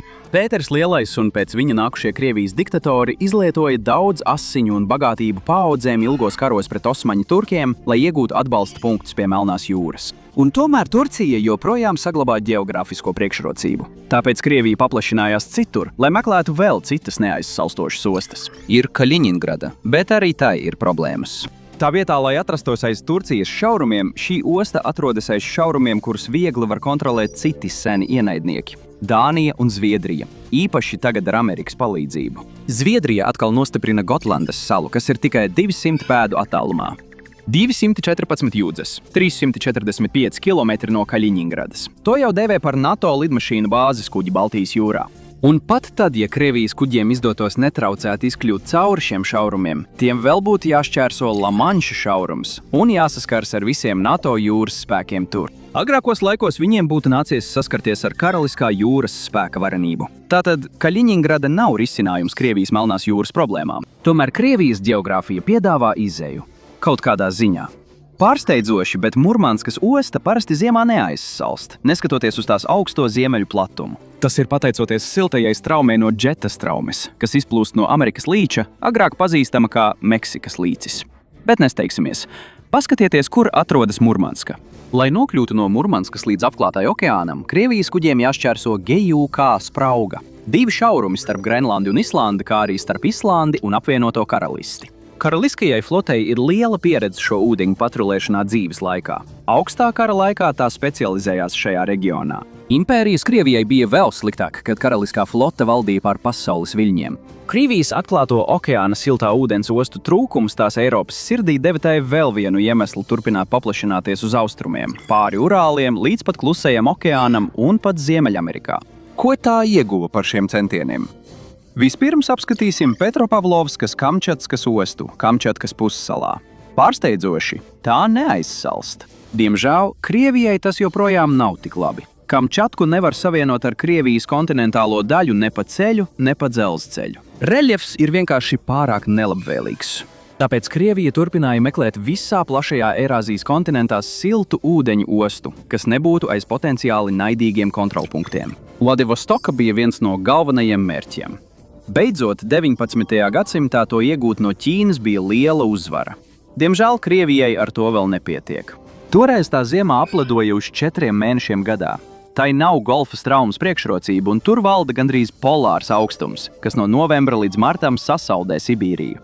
Tagad klimats ir siltāks, tāpēc osta mūsdienās vairs tik ļoti neaizsalst. Taču ir cita problēma. Lai nokļūtu no Vladivostokas līdz atklātajai jūrai, Krievijas kuģiem jāšķērso kontrolpunkti Japānas jūrā. Tā ir slikta ziņa Maskavai. Vladivostoka Krievijai nebija pietiekama, tāpēc tā centās pārņemt Port-Artūru, kas tagad ir Lušunko rajons Daljaņā, Ķīnā. Tas ziemā neaizsala. Protams, tas joprojām ir izolēts no atklātās jūras, bet labāk doties caur Dzelteno jūru un Ķīnas piekrasti nekā caur Japānas jūru, vai ne? Japāna tā nedomāja, un tas palīdzēja izraisīt Krievijas un Japānas karu. Kopš tā laika Krievija un Japāna vairāk vai mazāk ir bijušas pretrunās. Krievija nespēja noturēt Port-Artūru. Japāna to ieņēma kara laikā. Padomju Savienība to atguva pēc Otrā pasaules kara, bet tad 1956. gadā nodeva to jaunajai Ķīnas Tautas Republikai.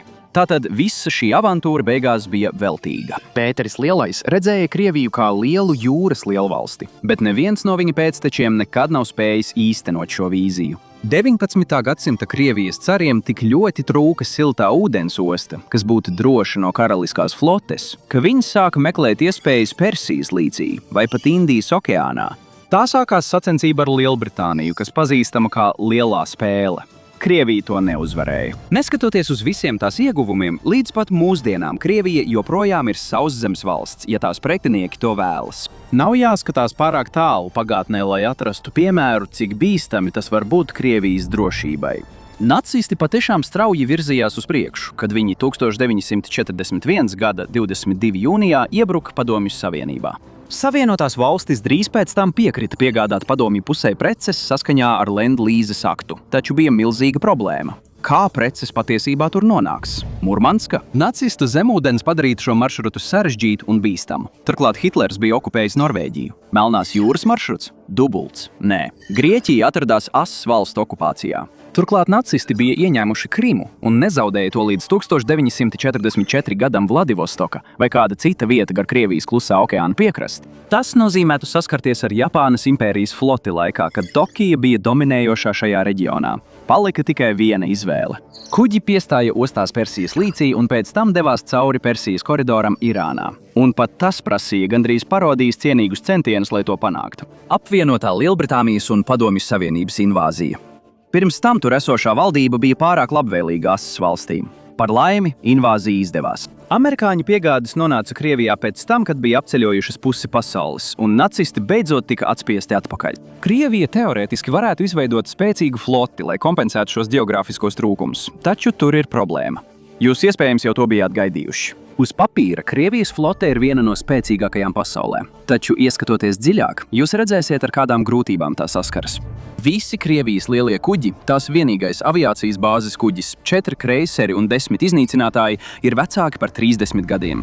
Pat Krievijas zemūdeņu flote noveco. Jaunākie kuģi, kas tiek nodoti eksploatācijā, pārsvarā ir vieglākas fregates vai korvetes. Tiem ir mazāks darbības rādijus un tie nav tik spējīgi kaujā. Citiem vārdiem sakot, Krievijas flote kļūst arvien mazāk spējīga nodrošināt savu jūras tirdzniecību un kompensēt savus geogrāfiskos trūkumus. Un tas viss ir saistīts ar vēl vienu geogrāfijas faktu, ar kuru jūs tagad jau esat pazīstami. Pētera lielā vēlme padarīt Krieviju par lielu jūras lielvalsti neatrisināja problēmu ar tās plaši atvērtajām robežām, kur abās pusēs, gan rietumos, gan austrumos, varētu būt naidīgas valstis. Pasaules līmeņa militārā spēka uzturēšana ir dārgs pasākums, īpaši, ja runa ir par floti.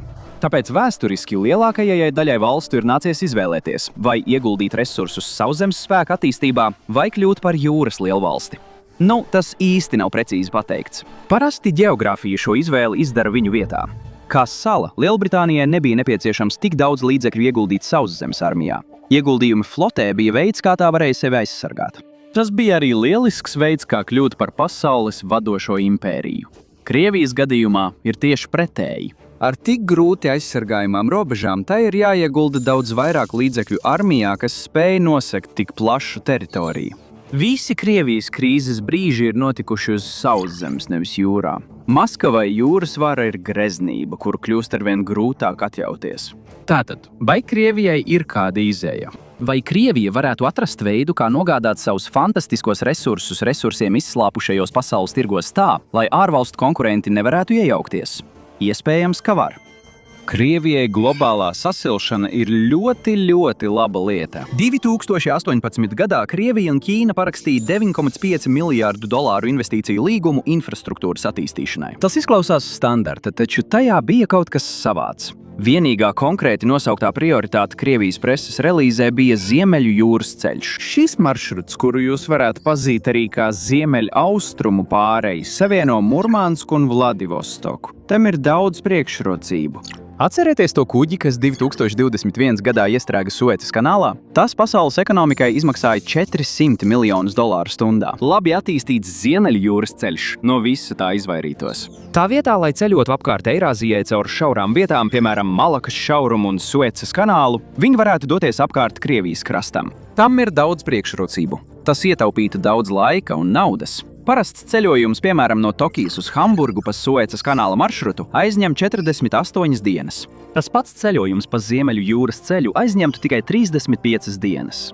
Cilvēki ir cerējuši ietaupīt laiku, izmantojot Arktikas kuģošanas maršrutus jau kopš 16. gadsimta. Bet tagad lietas beidzot sāk uzlaboties. Gandrīz burtiski. 2010. gadā caur Ziemeļu jūras ceļu tika pārvadāts kopumā 41 000 tonnas kravas. Līdz 2019. gadam šis skaits gandrīz septiņkāršojās, sasniedzot 285 000. Tas daļēji ir pateicoties lielākam ledlaužu skaitam. Taču Maskava cer, ka drīz tie būs retāka parādība jūrās. Zinātniskie modeļi kļūst līdzīgāki, un tie paredz kaut ko tādu, kas nav noticis 125 000 gadu. Arktikas okeāns vasarā līdz 2050 gadam varētu būt bez ledus.